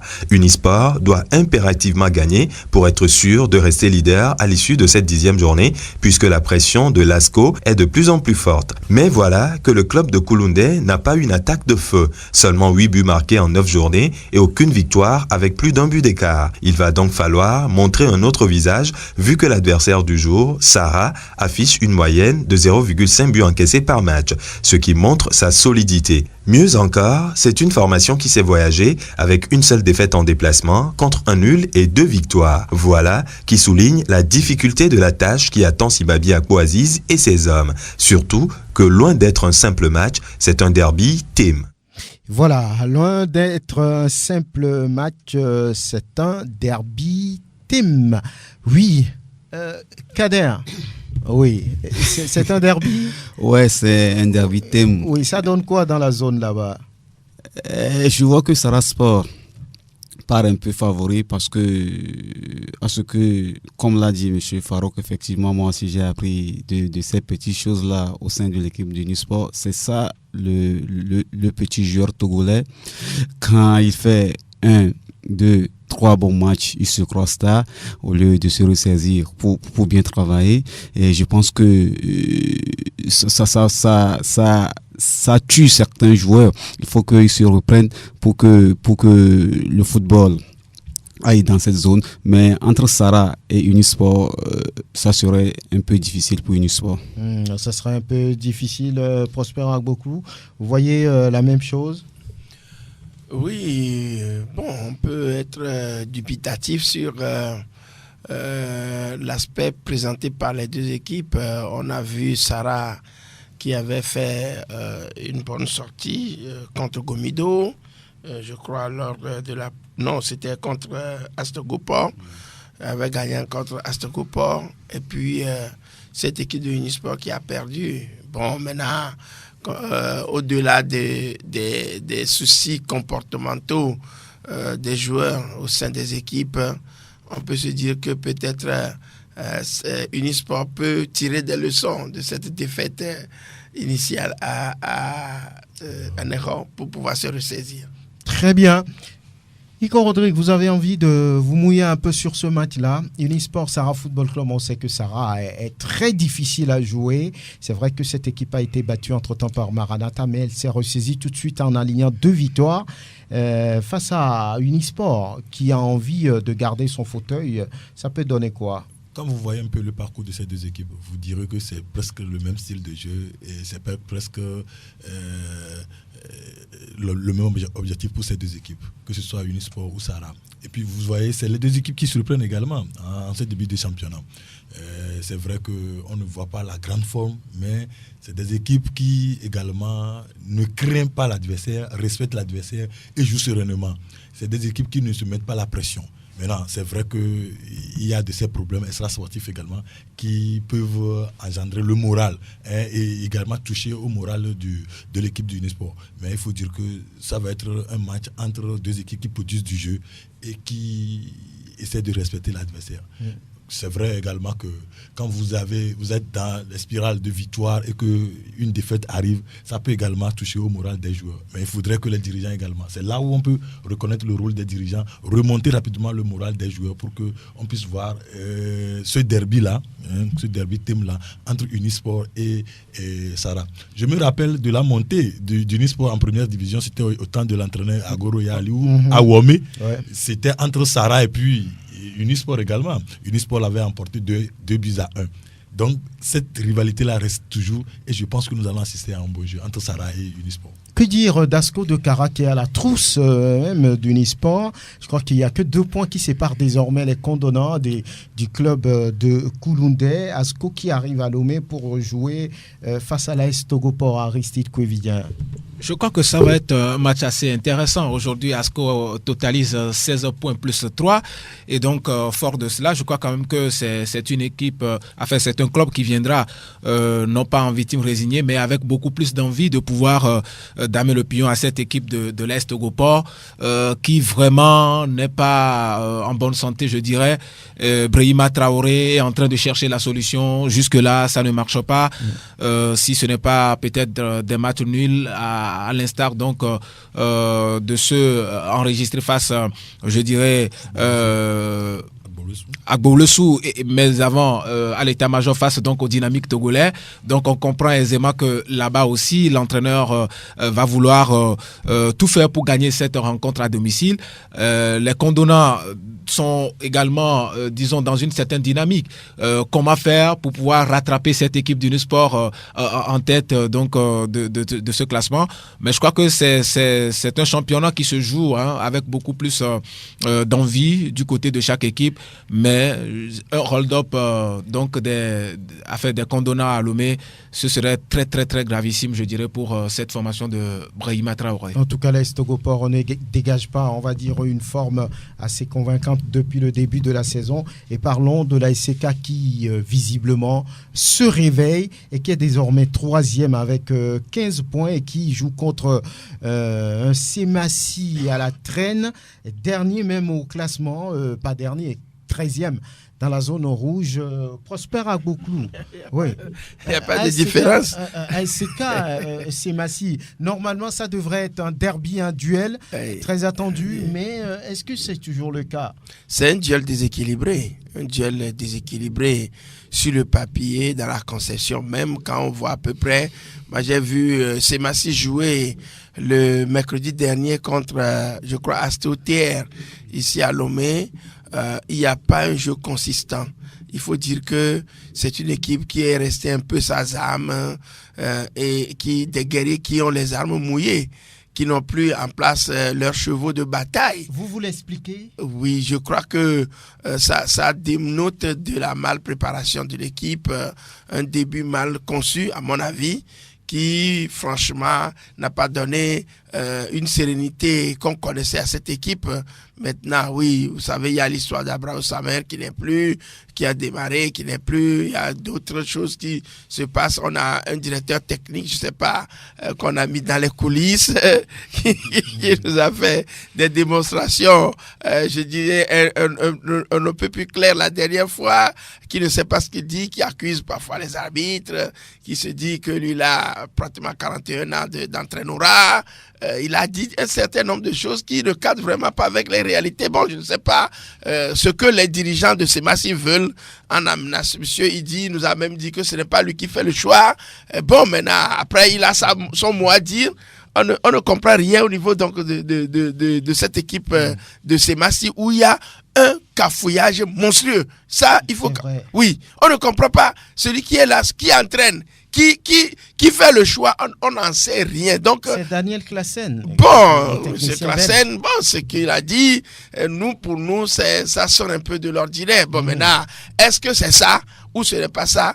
Il appartient aux dirigeants de Sébastien vraiment de nous dire ce qui se passe. Maintenant, face à une équipe de ACK qui a retrouvé ses esprits, et Maranatha en a été la victime la plus plausible le week-end dernier. Je ne pense pas que ACK va s'arrêter en si bon chemin. Et ça, peut-être psychologiquement, les conducteurs ont une avance sur cette équipe de Sébastien. Maintenant, entre mercredi et dimanche, je ne sais pas quel discours a été fait pour remotiver les troupes à un succès. Oui, Albarka Farouk, ça devrait être un match assez intéressant, attendu par tout le monde, mais là, le déséquilibre semble être du côté de Semassi, qui, en cette journée, n'a pris que 4 petits points sur 21 possibles. Semassi, du début de ce championnat, c'est une déception. Moi, j'ai été désagréablement surpris de la prestation et des résultats de ce club-là, ce club chéri de la région centrale. Ouais. Mais c'est un peu décevant. Je crois que l'erreur des dirigeants de Semassi cette année, c'est d'avoir cru que l'argent peut tout faire. C'est-à-dire que quand on renfloue les caisses, on a mis beaucoup d'argent, ça peut faire tout. Mais c'est une erreur. Donc cette année, Semassi a les moyens. Mais quand les gens importent un Belge et qu'on le rémunère à 1000 euros par mois, voilà. Ça fait 655 000. Voilà. Mais ça veut dire que c'est l'argent qui manque le moindre là-bas. Sincèrement, l'argent, comme je le disais, sans génie, ne peut rien produire. Donc les dirigeants de Semassi doivent plutôt chercher à mettre en place un staff technique bien structuré, travailleur, et espérer avoir des résultats escomptés. Parce que quand on voit cette équipe, moi j'ai vu cette équipe jouer l'autre fois, mercredi, sincèrement... On se demande si c'est Semassi. Oui. Et sincèrement, j'ai pitié pour les supporters de Semassi qui sont des vrais supporters, des gens qui aiment voir leur équipe gagner. Et qui sont prêts à mettre la main à la poche. C'est l'une des équipes les plus supportées, mais là, on ne comprend pas. Le plus grand club à avoir beaucoup de supporters au Togo. Oui. Parce que de 5 ans, jusqu'à Lomé, ils ont des supporters partout. Et c'est dommage. Et jeter l'argent comme ça, comme l'a dit quelqu'un, par la fenêtre, moi je l'ai dit, parce qu'on n'a pas besoin d'amener un Belge, un Blanc pour coacher dans ce championnat-là. Il y a des talents locaux qu'on peut exploiter. Donc, peut-être le président de ce club-là a des ambitions que nous ne connaissons pas. On verra la suite. Mais pour ce match-là, sincèrement, par rapport aux résultats de Semassi dans le passé face à ACK, je ne pense pas que Semassi demain peut gagner. Rivaliser. Sincèrement, je doute. Vous en doutez, oui. Ibrahim Abdelkader, qu'est-ce qui se passe selon vous avec Semassi? Pour moi, c'est l'organisation. Toujours. Voilà, on ne sait pas ce qu'on cherche à Sokodé. Il y a des talents, comme l'a dit M. Albarka, et preuve, il y a un sport qui forme des joueurs, il y a des bons joueurs à Sokodé, mais c'est la question que tout le monde se pose. Bien, Semassi est dérangé par ce fait qu'il y ait désormais d'autres clubs. Il y a Unisport, il y a TAC, il y a des valeurs. Les valeurs, on va dire, se dispersent. Mais est-ce que ce n'est pas aussi ça? On dit souvent un diplôme égal l'ancienneté compte. C'est vrai. Ouais. Mais s'il n'y a pas de joueurs assez forts dans le groupe, il faut bien s'organiser, c'est fini. Le football, c'est l'organisation. Si vous avez une bonne organisation, bon, vous pouvez franchir tout, je sais même pas quoi dire, mais toutes les difficultés. Toutes les difficultés, voilà, c'est que moi je ne comprends pas. Je ne sais pas ce que Simassi a. Je ne sais pas ce qui manque. Il y a les moyens, il y a les moyens, mais il n'y a peut-être pas les joueurs. Voilà. Donc, il faut chercher les bons pions pour placer et puis développer ce club-là. Ouais, un club également qui étonne, c'est Gomido de Palimé. Gomido de Palimé qui est bon dernier de ce championnat-là. Cette équipe ne sait plus gagner. Elle ne connaît plus la voie de la victoire depuis, on va dire, toute une éternité. C'est 7 points pris sur 27 possibles. L'équipe a déjà perdu 20 points alors qu'on ne dispute que la 10e journée. Un tel club ne peut pas prétendre au titre. Hein. Oh non, pas du tout. Je crois que ce que Gomido doit chercher à faire aujourd'hui, c'est sauver sa saison. Sauver sa saison parce que je pense quand même que c'est une équipe qui est totalement en convalescence. Je dis quand même que on n'a pas vu le danger venir. Les responsables de ce... Oui, pourquoi ils n'ont pas vu venir? Oui, parce que là, déjà, avant le début de ce championnat, Gomido de Palimé avait perdu certains joueurs. Même depuis le début, le départ de l'autre là, de Zegei Fabrice et même de Bedi Fabrice qui est du côté de l'Est-Gopar aujourd'hui, les voix se sont Bedi Ovo qui se trouve être le gardien donc de l'Est-Gopar aujourd'hui. Des voix se sont quand même levées pour dire que mais vous laissez partir les joueurs, vous laissez partir donc les joueurs. Je pense quand même qu'au même moment vous devez remplacer ces joueurs. Une équipe avant tout c'est quoi? C'est un talent collectif et au même moment des talents individuels. Donc, je pense, à mon avis, que c'est tout cela qui n'a vraiment pas fonctionné. Parce que la dernière fois, on faisait un débat ici où moi, je pensais fondamentalement que le problème devait être diagnostiqué à 2 niveaux. Est-ce un problème d'entraîneur ou un problème de joueur ou un problème d'effectif? Selon vous, c'est quoi? Mais quand vous analysez bien, vous vous rendez compte certainement que c'est un problème d'effectif. Un problème d'effectif et en dehors de ça, on a l'impression qu'on n'a pas, disons, une équipe, mais un groupe de joueurs. C'est-à-dire, Gomido, il y a de cela 2 saisons, n'est plus la même équipe de Gomido que nous avons aujourd'hui. Gomido, vice-champion de 2017. De 2017.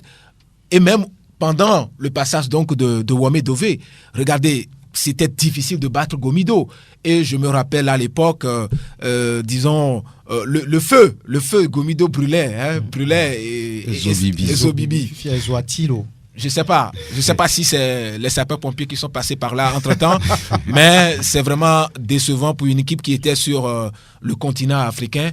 Je pense quand même que les responsables vont devoir prendre le taureau par les cornes et essayer quand même d'assainir donc la maison. Ce qu'il faut faire, malheureusement, il n'y aura pas de trêve. Sinon, on aurait quand même eu l'occasion de dire que bon voilà, on va permettre à cette équipe d'étoffer, disons, son effectif. Entre-temps, Thibaut Clédier, le jeune de cette attaque aussi, n'est plus dans cet effectif. Et aujourd'hui, il faut reconnaître qu'il est obligé de jouer en 2e division simplement parce qu'il n'y aura pas de trêve. Et donc, tout ça là, ça doit faire réfléchir pour savoir que lorsqu'on veut libérer des joueurs, il faut savoir qu'en dehors de ça, il faut quand même préparer la relève. Sinon, Gomido, voir Gomido en 2e division, ce serait très difficile à supporter, hein, disons par... les habitants de Croto, je dirais. Gomido 14e, Nico Rodrigue, qui se dit que le président Winnie Dogbatia, qui est devenu président d'honneur, avait voulu partir. Mais à un moment donné, il se rétracte. Il dit non, je voulais rester, mais tout a été déjà préparé. Et puis bon, doucement, on l'a fait partir. C'est ce que certains disent. Est-ce que c'est ça le réel problème? Il semble que, oui, il y a un petit problème au niveau du bureau actuel et du président sortant, devenu président d'honneur. Mais il y a beaucoup de choses qui se disent. C'est l'habitude chez nous au pays, ici. Hein. Ça, il faut le reconnaître. Quand un président part, d'abord, si vous êtes président, il est difficile de vous faire partir. Parce que vous connaissez comment se comportent nos clubs, vous connaissez comment se créent d'abord nos clubs. Et pour la petite histoire, Maranatha organise son congrès électif aujourd'hui. C'est aujourd'hui ou... Aujourd'hui. Ah bon. C'est aujourd'hui, on organise le congrès électif de Maranatha. Allez-y comprendre qui va... Oui, mais qui va demander à l'honorable Gabriel Amnéi de se mettre à l'écart. Ça, c'est pas possible. Ça, c'est juste une parenthèse. C'est pour vous dire que nos clubs sont comme ça. Il n'y aura pas de candidat. Allez faites un peu le recul. Allez voir quand est-ce que M. Winnie Doumbadji a pris la tête de Gomido et quand est-ce qu'il a laissé. Tout cela, c'est des choses qu'on prépare. Ça n'a pas été préparé, on reconnaît ça. Mais moi, j'ai dit, quel que soit le président qui arrive ou quel que soit le président qui part, il faut bien préparer la succession. Quand on parle de succession dans un club, on parle en même temps du staff technique, on parle également de l'objectif à donner à ce staff technique-là et on parle également du recrutement. Malheureusement, tout cela n'a pas été fait. Un appel a été lancé que tous les joueurs qui veulent jouer pour Gomido n'ont qu'à arriver. Et les joueurs sont arrivés. Sans compter avec les joueurs qui avaient fait la gloire de l'équipe et qui partaient. Aristide a parlé tout à l'heure de Clédia Thibault. On sait ce que Clédia Thibault a fait pour cette équipe de Gomido. Aristide a parlé également de Wame Dové, de Segui Fabrice, de Bedi Ovo, de Kililou, Alassani. Alassani Kililou qui est aujourd'hui au niveau de ASK, Cheikh Koné, qui a été capitaine. Cheikh Koné également, ce qui donnait la vie à cette équipe. C'est vrai qu'on peut dire, on peut remplacer numériquement, mais on ne peut pas remplacer par au talent. C'est ça qui a manqué aujourd'hui. Donc moi je dis aujourd'hui, quel que soit le départ de Winnie Doumbadji ou l'arrivée de Sounou Maoli qui n'est pas au pays, je sais qu'il est bien entouré, mais l'essentiel c'est ça l'organisation. Il faut fixer un objectif et quand on parle d'objectifs, il y a des objectifs sportifs. Qu'est-ce que nous voulons? Celui-ci est parti, est-ce que celui qui le remplace aujourd'hui? Aujourd'hui nous apprenons tous du comportement des équipes européennes. Vous allez voir tout ce qui se passe. Donc moi je pense que c'est là où ça a manqué du côté de Gomido. Il va falloir que tout ça s'aille, se ressaisisse et définisse maintenant un plan nouveau pour l'équipe. C'est vrai, ce n'est que la première partie qui est en train d'être ratée. Mais on peut rapidement corriger le tir. Nous avons vu les Bikenti qui titillaient la tête du championnat une saison, mais qui se sont retrouvés en deuxième division à la fin de la saison. Donc ça veut dire qu'au même moment, on peut traîner tout comme d'autres l'équipe le faisaient ici, mais à la phase retour, redorer les blasons et titiller encore le haut du tableau. Oui, Prosper. Aristide l'a dit, aujourd'hui pour Gomido, peut-être on peut dire que le titre est déjà raté, mais il faut sauver l'honneur de la région. Oui, on a changé de staff. Il semble que c'est le staff qui n'est pas bon et Aikoro Alaro a été remplacé. Et son adjoint Morou. Voilà, ils sont adjoints. Et actuellement, c'est Dima Oyaole et Shérif Koubadia. Oui, c'est un duo d'anciens joueurs qui, on se rappelle que Shérif avait fait avec Maranatha. Il est resté quelques années dans le staff de Maranatha. Bon, c'est quelqu'un qui connaît le terrain.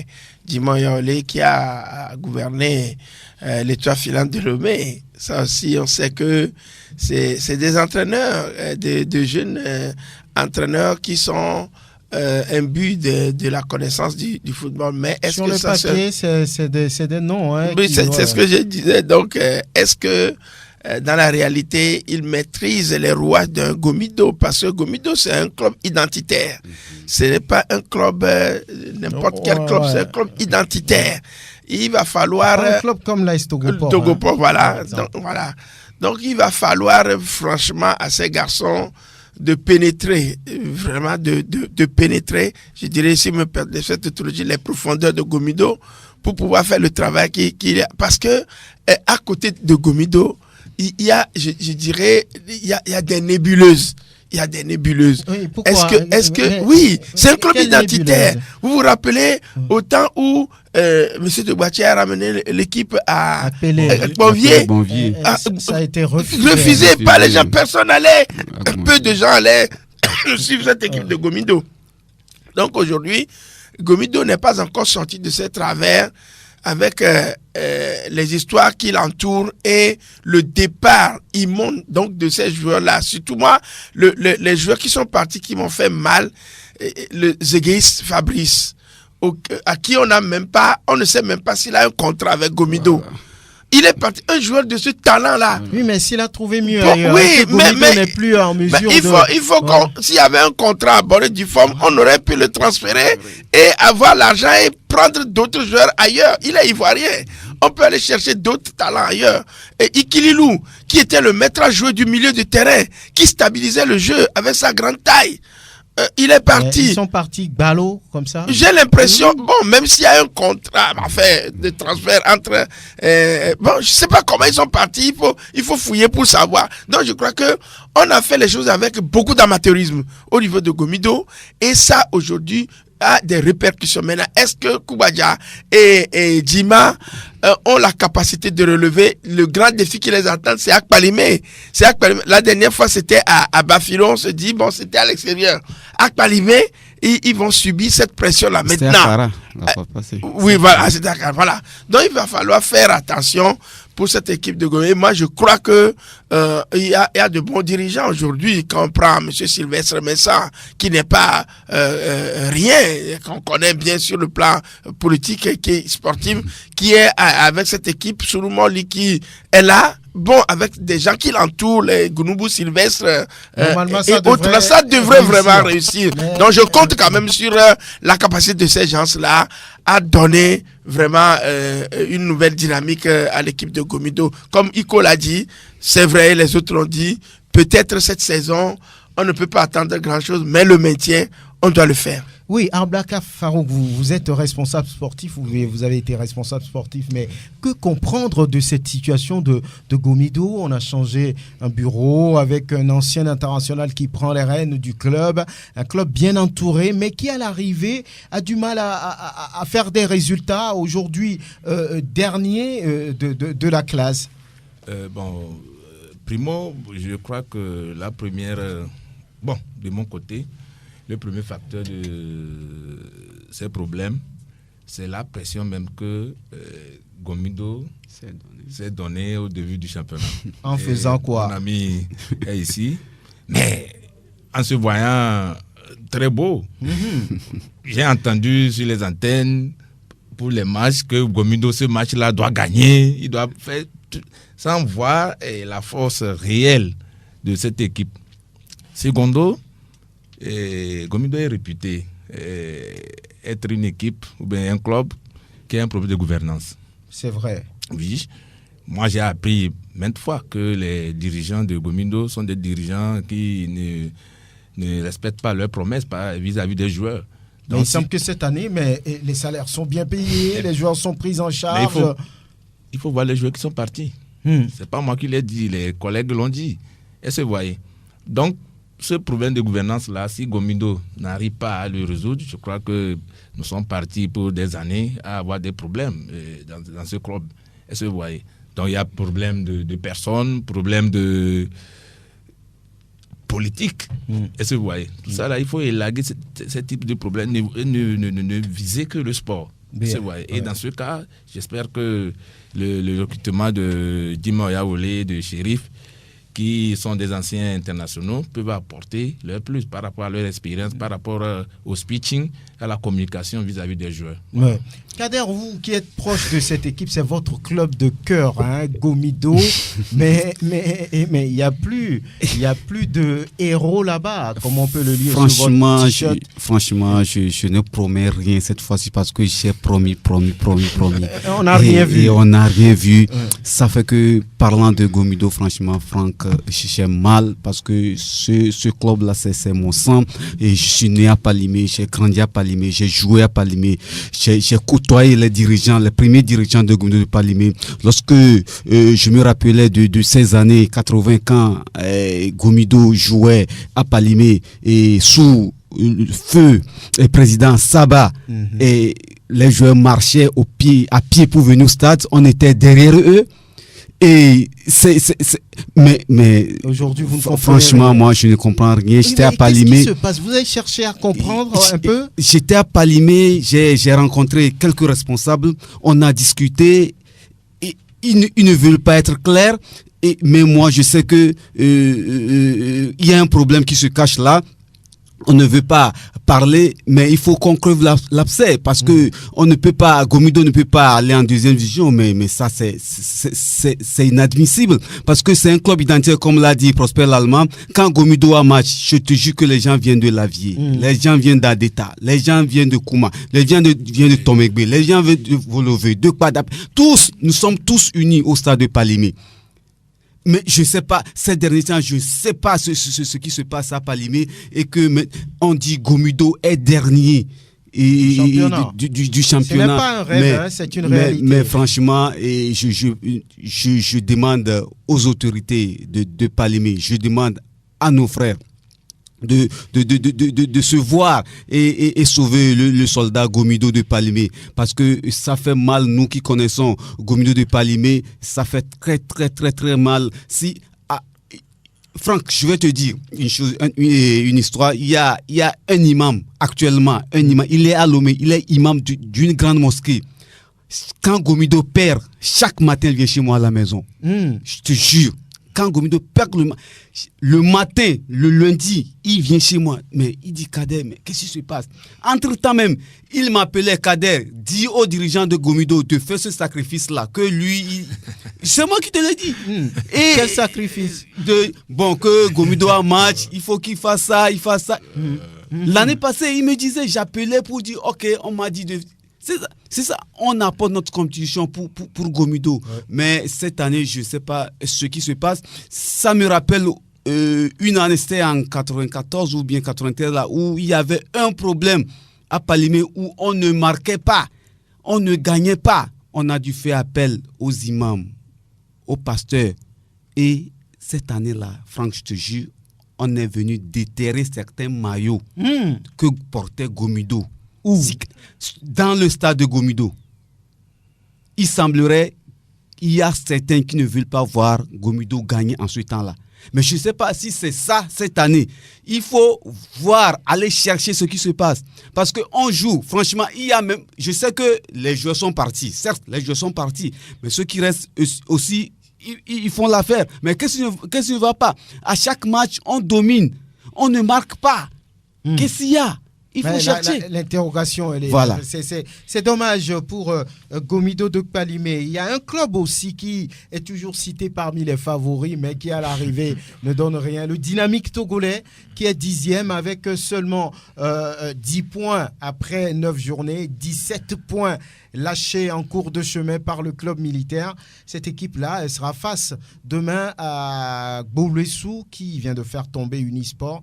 Mais Dito, c'est l'un des budgets, on va dire, les plus importants de ce championnat. Mais là, Dito ne fait pas l'affaire. Dito fait toujours ces choses à l'à peu près. Il faut le reconnaître. Il faut reconnaître que Dito fait toujours ces choses à l'à peu près. Mais pourquoi dites-vous ça? Peut-être que c'est nous, les observateurs, qui pensons que c'est le plus gros budget. Mais réellement, ça ne se sent pas sur le terrain. Regardez les joueurs qui jouent aujourd'hui pour Dito. Peut-être on vous dira qu'en sélection nationale, on a 3 ou 4 joueurs. Mais est-ce que ces joueurs-là, c'est des vrais joueurs? Aujourd'hui, nous déplorons le fait que... Moi, je me réjouis que tout le monde parle aujourd'hui de Ziggy Fabrice. Est-ce qu'il y a un Ziggy Fabrice au sein de Dito? Aujourd'hui, on parle d'Ikiloulou qui est parti. Est-ce qu'il y a un Ikiloulou au sein de Dito? Aujourd'hui, on parle de Tchèque. Est-ce qu'il y a un Tchèque au sein de Dito? Donc, il n'y a que des joueurs moyens. Il y a des joueurs moyens. Ouais. Quand vous parlez de budget, c'est pourquoi moi je dis il y a des clubs aujourd'hui qui peuvent rehausser le niveau du championnat, mais ils ne le font pas. Il y a le cas de l'AS Togoport qui était sur le continent il y a 2 saisons, mais qui finalement au retour n'a rien fait. Il y a Dito qui peuvent également faire, même l'AS OTA qui peuvent rehausser le niveau, pousser les autres clubs également à... C'est ce que les Sagbo, les Walla avaient fait quand ils étaient à la tête de Agaza ou bien d'Asco de Kara et de Memen qui était à la tête de Semassi. Maintenant, on ne sent plus ça. On parle de budget. C'est pourquoi moi je dis chaque fois, Dito fait ces choses à peu près, peut-être c'est toujours le maintien, et Dito arrive à se maintenir. Mais aujourd'hui, si on parle de budget d'une équipe qui peut rehausser le championnat, je pense que Dito peut le faire. Qu'est-ce qui manque aujourd'hui à Dito? Dito a son terrain, a une belle pelouse. Dito a peut-être les moyens pour s'offrir un bon staff technique. Dito a peut-être les moyens pour nous amener 2 ou 3 joueurs de niveau, on va dire, de niveau international pour étoffer son équipe et mettre toujours de la concurrence au niveau des autres équipes. Mais malheureusement, on ne le voit pas ça. C'est Dito qui se fait battre par peut-être les équipes qui peut-être n'ont pas d'objectif ou ont peut-être pour objectif seulement le maintien. Donc, quand on parle de Dito qui déçoit, moi je dis Dito ne déçoit pas. Dito, c'est une équipe qui joue seulement à la Donc, c'est logique. C'est logique pour le Dynamique togolais parce que vous n'allez pas voir plus. Bien. Alvar Kafara. J'allais ajouter pour renchérir, pour dire que tout à l'heure j'ai dit que les moyens financiers ne suffisent pas toujours. En économie, nous on parle de l'équilibre. Ça veut dire que dans un club, il faut chercher toujours de l'équilibre. Quand vous amenez des joueurs moyens et vous amenez beaucoup de millions pour eux, c'est une pression pour eux. Et ils ne pourront pas vous donner les résultats escomptés. Et c'est vrai. Mais quand vous amenez les moyens qui correspondent aux joueurs que vous avez, il y a la motivation, il y a l'équilibre et il y a la motivation et ça peut marcher. Donc, effectivement, sincèrement, sans faire injure à M. Olufade, je crois que le staff technique de Dito doit être renforcé. Par qui? Je crois qu'à Dito, il y a du génie. Hein. Il y a des gens au Togo, il y a des techniciens. C'est vrai. Ça, c'est mon avis. J'ai vu Dito jouer et j'ai vu comment ça se passe. J'ai vu Dito jouer pour 4 ou 5 matchs. Sincèrement, ils ont besoin de renforcer le staff technique et faire des recrutements, comme l'a dit. Pourquoi pas amener 4 ou 5 joueurs nigérians pour le moment et qui vont nous faire l'affaire avec les millions qu'on a. Voilà ce que moi je voulais ajouter. Ouais, oui, Dito Gbowlessou, Dito peut se relever parce qu'il y a une équipe de Gbowlessou qui est ambitieuse, qui veut faire tomber les grands. Hein. Ah oui, aucune rencontre n'est gagnée d'avance, mais je crois que ça va être compliqué pour Dito. Surtout avoir la détermination des requins mâles. Ça va être compliqué. Quand je me rappelle un tout petit peu de cette rencontre qui a opposé à l'état-major le Dynamique togolais à l'Est Europort, une rencontre qui s'est soldée sur le score de 2 buts partout, et je revois un peu les conditions dans lesquelles les buts ont été marqués, la manifestation de désapprobation de part et d'autre par rapport donc au sifflet et tout. Je me dis que ça va être compliqué pour cette équipe de Dynamique togolais. Maintenant, est-ce qu'il faut dire que c'est un problème lié forcément donc au staff? Je ne le dirai pas, mais par contre je pense que c'est plutôt, comme on l'a dit tout à l'heure pour Gomido, c'est un problème d'effectif. C'est vrai, il y a des individualités comme Agbozo Clousset, Amekoudi ou encore les Koulou Maglébé et Adrik Kossi Agbeko, mais quand vous voyez les derniers matchs de Dito, il y a eu un constat clair. Peut-être les gens seront d'accord avec moi. Vous allez voir que Dito a commencé par préparer sa saison, ou même le début du championnat, on l'a commencé sans certains joueurs. Des joueurs qui étaient en sélection locale et donc qui n'ont pas eu le temps de travailler avec l'effectif. Et donc, au retour de ces joueurs du tournoi de l'IFOA, il s'est fait que on a laissé certains joueurs sur le carreau. Par exemple, Adri Agbeko, qui revenait de cette compétition, il a été laissé sur le carreau parce qu'on estime quand même qu'il n'a pas eu le temps de travailler avec l'effectif. Et donc, cela a fait que on a retrouvé un jeune gardien qui était aussi bon. Comparativement, quand on prend les deux, Adri Agbeko et le gardien dont il s'agit, je pense quand même que oui, le jeune gardien a beaucoup plus impressionné. Malheureusement, qu'est-ce qui s'est passé par la suite? C'est que ce jeune gardien est blessé. Une équipe, avant tout, c'est un gardien de but, c'est des défenseurs, c'est des milieux de terrain et des attaquants. Et donc, ce qui fait que il n'y a plus ce collectif, il n'y a plus, je pense que le fait d'avoir perdu ce gardien sur blessure a vraiment pénalisé cette équipe, parce que c'est un c'est un gardien qui était vraiment un dernier rempart. Un dernier rempart, c'est celui-là qui est là pour sauver les siens au moment où tout semble perdu. Et au moment vraiment où tout semblait perdu pour cette équipe de Dynamique togolais, il était là. Aujourd'hui, ils sont obligés de faire avec Adri Agbeko, mais là également l'entraîneur doit avoir un discours qui gagne et dire aux joueurs que oui, avant tout, il faut ce minimum de fighting spirit, il faut cette rage de vaincre, parce que la rage de vaincre, on ne le voit pas depuis un certain moment. Mais je ne suis pas découragé pour cette équipe, parce que je pense quand même que c'est des joueurs qui sont confiants et qui sont tantôt... On peut parler de confiance là-bas, dans le camp de Dito?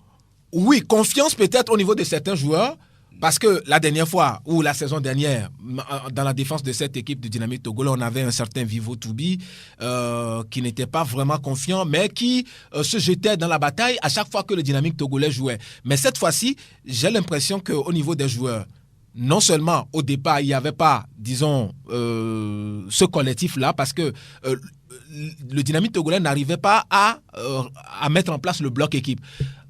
J'ai souvent l'habitude de vous dire que sur le terrain, lorsque vous réussissez à avoir le bloc équipe, cette disposition permet aux joueurs d'aller en conquête et en reconquête. Et lorsque, par exemple, vous êtes face à des adversaires comme, disons, les requins mâles, il faut faire extrêmement attention. Bon, est-ce qu'aujourd'hui, il faut se décourager? Parce que c'est le sentiment que moi j'ai en écoutant aujourd'hui un entraîneur comme Olufade. C'est quelqu'un qui est déçu, qui parfois se dit, bon, il ne sait plus ce qu'il faut faire aux joueurs, mais je crois que les entraîneurs sont jugés sur la base des résultats. Il revient donc à l'état-major de prendre les dispositions idoines.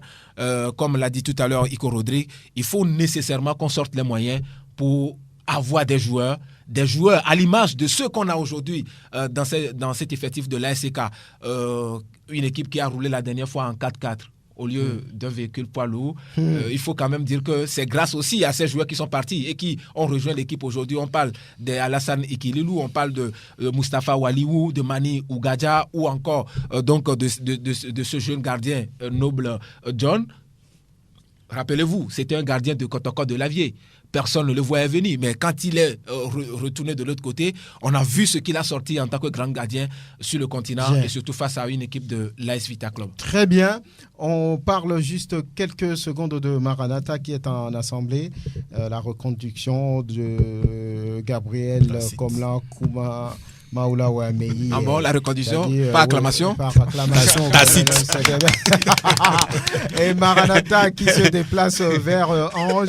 Cette équipe, après avoir assuré, on va dire, une série de 3 victoires sans défaite, 3 matchs sans défaite, retombe un peu dans les travers avec 2 matchs perdus de rang. Et Maranatha se retrouve à la 9e position avec 11 points. Et il fait un déplacement quand même compliqué chez Ange. Ces 2 équipes qui... Ce serait aussi un derby du Grand Plateau. Pratiquement le même niveau. Ange est 8e, Maranatha est 9e avec le même nombre de points, 11.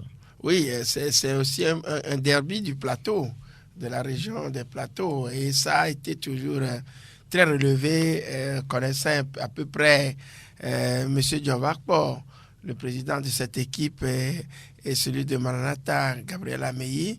Je crois que la saison dernière, ils ont eu une fin de compétition heureuse qui leur a permis donc d'être ensemble, de festoyer. Maintenant, aujourd'hui, c'est les points qui comptent. Maranatha se déplace difficilement. On a quand même appris à gagner maintenant. On a battu Sarah. On a eu des victoires. Donc, je crois que ce serait bien compliqué pour les messagers de Fiokpo qui doivent vraiment se décupler pour pouvoir gagner. Maintenant, revenez un peu par rapport au congrès de Maranatha. Je crois que Maranatha porte l'ADN de Gabriel Amei. Ça, il faut le dire. Maranatha porte son ADN. Donc, c'est un monsieur à féliciter qui a pris sur son épaule depuis des années cette équipe et qui... on dirait maintes fois, a conduit cette équipe-là sur le plan africain et qui continue. Maintenant, tout ce qu'on peut dire, le danger, c'est de pouvoir transformer un peu nos clubs en société pour que ces mécènes seuls ne puissent pas prendre sur leurs épaules le poids donc des équipes. Ça, c'est un souhait. Maintenant, on est dans un système amateur. Il va falloir vraiment changer les choses pour aider ces gens-là également. Donc, bravo à Gabriel Amei. Oui, bon, en tout cas, on verra bien, c'est pas encore fait. Hein. C'est normal, c'est aujourd'hui. on va voir les auditeurs, Gildas. Peut-être qu'ils font foot éperdument des Togolais. Ces jeunes qui sont allés même en finale. C'est une première. Pourquoi on n'a pas su garder cette équipe? Mais vraiment, ça fait honte. Hein. Non, arrêtons des comédies. Crions directement au sommet que c'est comme ça ne va pas. Point de vue. Les auditeurs.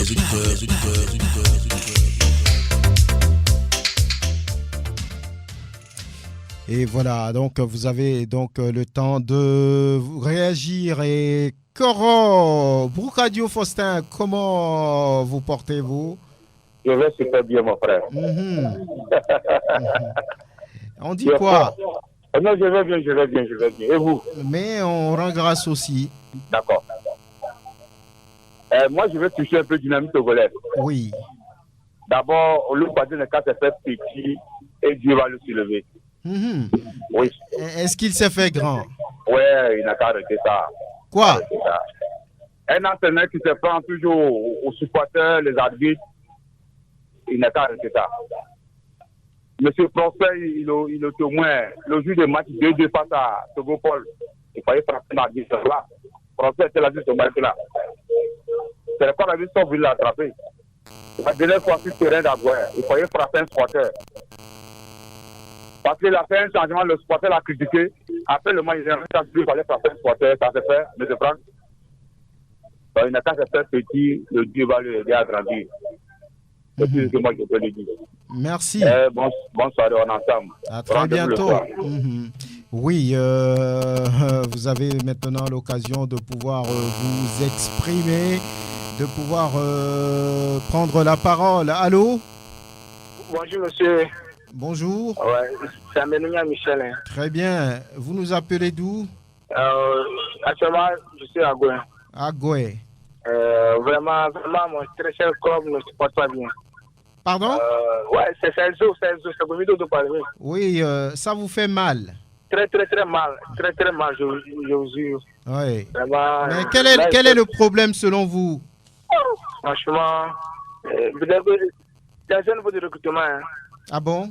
Mais franchement, les jeux de sont là aussi vont très bien. Mais on sait pourquoi il a des occasions comme ça. Quoi. On ne comprend rien. L'autre fois contre l'e-sport, ils ont raté tellement des occasions. On n'a même pas égalisé le 1-0 là. Vraiment, ça fait mal. Quoi. Ça fait mal. Très mal. Mais bon courage. Continuez par pousser le club, le soutenir. Ça peut changer. Ça doit forcément changer quand même. Peut-être que demain, là, on va sourire. Ou bien? Oui, Inch'Allah, on va sourire demain. Très bien. Allez. Merci, bonjour. Ouais, à très bientôt. Oui, voilà. Oui, quelqu'un derrière, allô? Oui, allô, bonjour. Oui. Franck. Oui, bonjour. Oui, c'est maman. Très bien. Oui, bonjour, comment? Oui, ça peut aller. Ok. Bon, concernant Dynamique Togolais, vraiment, il va essayer de voir son système de jeu, quoi. Parce que la façon dont depuis 2 ans qu'il est arrivé à la tête entraîneur du Dynamique Togolais, vraiment, ça ne va pas, quoi. Il y a un problème, quoi. Il n'a qu'à essayer. Parce que je vois qu'il s'énerve aussi trop vite. Au lieu de il s'énerve trop vite. Je me suis rappelé quand il était à Temas. Donc, ils ont joué un match contre Togo pour municipal Lomé. Là, il a voulu créer un problème. Quoi. Il n'a qu'à revoir son système. Quoi. Ouais. Bonne journée, bon samedi. À très bientôt. Oui, merci. Excellent week-end. Allô? Allô, bonjour. Oui, tout va bien? On a grâce. Oui. Comment l'ouvre Barcelone? Bien sûr, oui. Gomido, ça va? Ah, ça va aller. Ah bon? On n'a plus rien, c'est la vie. Oui. On va prier demain. On va gagner à domicile quand même. Hein. Le problème même, je ne comprends pas. Hein. Ah, vous ne comprenez pas? Jamais. Je suis à Lomé. Je suis pas à Palmé, je suis à Lomé. Ah oui, tout le monde ne comprend rien. Et on fait quoi alors? C'est divisé, hein, je ne sais pas. Même si notre plateforme aussi, notre identité Gomido, tout est divisé. Hein? Ouais, tout est divisé. Il y a des gens encore qui créent encore des groupes Gomido derrière nous. Donc tout est mélangé. Mais on va prier à Dieu. On aura cette personne qui est en train de faire cette bêtise-là. On aura. Oui, sinon, ça ne va pas du tout. Mais à Palmé aussi, bon. Même un camarade, je l'ai appelé tout à l'heure. Ils ne savent pas que Gomido va jouer demain même. Ah oui. Mais on va prier fort. C'est le football. Bonne journée, bon week-end. Je suis à Lomé quand même. Très bien. Allez, excellent week-end. À bientôt. Oui, Gida, c'est bon, oui. Allô? Bonjour, mon grand frère. Oui, Géraldson. Ouais, grand frère. Tout va bien? On rend grâce. Donc on est déjà en forme. Oui. C'est ce qui est vraiment important. C'est ça. Aujourd'hui, le championnat togolais, ça se joue chaque année. Ça là, c'est quelque chose à saluer. Même si c'est mauvais, c'est vraiment régulier, c'est bon. Et moi, je vais revenir à mon coach Olufade. C'est quelqu'un qui a beaucoup fait pour ce pays. Il continue à le faire. Je vais lui donner un petit conseil. Il est mon grand frère, courageux. Je vais lui demander de ne pas s'afflammer à chaque temps si son équipe a reconnu un match nul ou bien défaite, ce qui n'est pas bien pour le dynamique togolais quand même. Mais un coach, il doit être toujours critiqué quand il y a un contre-performance. Donc c'est lui de se reconnaître, d'être conscient de la situation et voir les corrections qu'il faut. Et il ne faut pas qu'il critique les arbitres. Les arbitres aussi sont vraiment importants sur ce championnat parce que lui, il ne peut pas coacher et être à la fois un arbitre. Donc il faut laisser les supporters faire leur métier et le coach aussi n'a pas réussi à faire son métier. Il ne faut pas qu'il refuse les critiques. S'il veut avancer, il faut qu'il mette les critiques en profit pour pouvoir tirer les bonnes leçons. Merci à vous tous les journalistes qui bossent pour ce pays, pour l'avant du foot national. Merci beaucoup. Merci également à vous, Géraldson. À très très bientôt. Oui, allô? Allô, bonjour Franck. Ah, Gérard Sélassié. Oui, ça peut dire que bientôt Gomido va se relever. Hein. Ah bon? C'est que nous souffrons, mais... Vous avez la potion magique? Il y a beaucoup de choses qui se disent en ville là-bas, mais... Allô? Allô, ça va aller? Oui, beaucoup de choses comme quoi? Non, je ne veux pas faire la polémique. Ah bon? Oui. Mais dites la vérité, peut-être que les gens ont besoin de ça. J'ai dit, il y a beaucoup de choses. Quand je vais me mettre à vous raconter maintenant, vous allez dire que c'est des histoires. Non, allez-y. Mais je vous dis simplement que ça va aller bientôt. Ok. Gérard Sélassié, oui. Allez, on est ensemble. Allô? Oui, bonjour. Oui. Demain, je fais déplacement à TV par le TV. Pour aller suivre ce match-là? Oui. Oui, espoir de Thiévié Koto Football Club de Moreton. Oui, donc, ça vous assure à le côté du Nakar de Véna Kaingaba. Oui. On viendra faire le show à TV et puis on revient tranquille. Ou bien? Il n'y aura pas de bagarre. Rien du tout. Rien du tout. Et ce sera juste le spectacle. Que le meilleur gagne. Ouais. Ça peut être Thiévié, ça peut être de Moreton. Voilà. On demande le peuple dans le football togolais. Voilà. Et ton voisin, il est où? Il n'était pas à côté. Il est occupé actuellement, c'est pourquoi il n'est pas rentré en ligne. Après une fois que même le président, tout le monde est critiqué. On peut critiquer le président, critiquer l'entraîneur, critiquer tout le monde. Que le peuple gagne, c'est tout. Très bien. Quand il y a le mauvais résultat, on critique. Oui. Actuellement, l'entraîneur de Bata m'est critiqué. Oui. Hey. Allez, à très bientôt. Oui, on a le temps de recevoir encore un dernier. Il est là. Allô? Oui, allô. Bonjour Franck. Bonjour, cher ami. Et c'est depuis Sanguera. Oui. Comment vous allez? Oui, je vais bien par la grâce de Dieu. Très bien. Je voulais saluer tous vos confrères autour du plateau là-bas. Merci. Prosper et Rodrigue. Merci. Ok. C'est un bon travail que j'admire beaucoup. Merci pour le soutien. Ok. Bon, moi, je voulais me prononcer un tout petit peu par rapport à la situation de mon club préféré, Maranatha. Surtout que on est en congrès aujourd'hui. J'espère qu'on va retrouver encore après le congrès notre marque. Le congrès, c'est plutôt lundi à Alimfa de Tové. Ah, d'accord. Oui, ok, c'est d'accord. plutôt lundi 23 décembre. Ok, d'accord. Vous savez déjà que, bon, le gagnant déjà est déjà connu. Donc, ouais, ce sera par acclamation. Il n'y aura pas de vote. Hein. Il n'y aura pas grand-chose là-bas. Et je voudrais qu'il soit confirmé que le travail aille de plus. Et bon, nous allons battre certainement Ange demain pour consolider quand même, pour avancer petit peu dans le classement. Et surtout, n'oubliez pas que nous, c'est au niveau de la phase retour qu'on met beaucoup plus l'accent. On terminera par soit premier ou bien deuxième à la fin. Soyez rassurés. Bien. Ok, merci beaucoup. Merci. Et bon week-end. Excellente journée, bon week-end. Merci d'avoir appelé. Merci à tout ce monde-là qui nous fait confiance. Merci à Aristide Kouevidien d'Afrique Info Sport. Merci Prosper Agboklou, Iko Rodrigue. Merci Albarka Farouk qui a été directeur technique de Korokimet Tete de Tchamba. Merci à Ibrahim Abdel Kader. Merci à Charles Panou. Merci à Emmanuel Ojo qui également était de passage dans ce studio. Merci à Gildas Kabouré et l'homme à Dovon pour la vidéo de cette émission. À bientôt.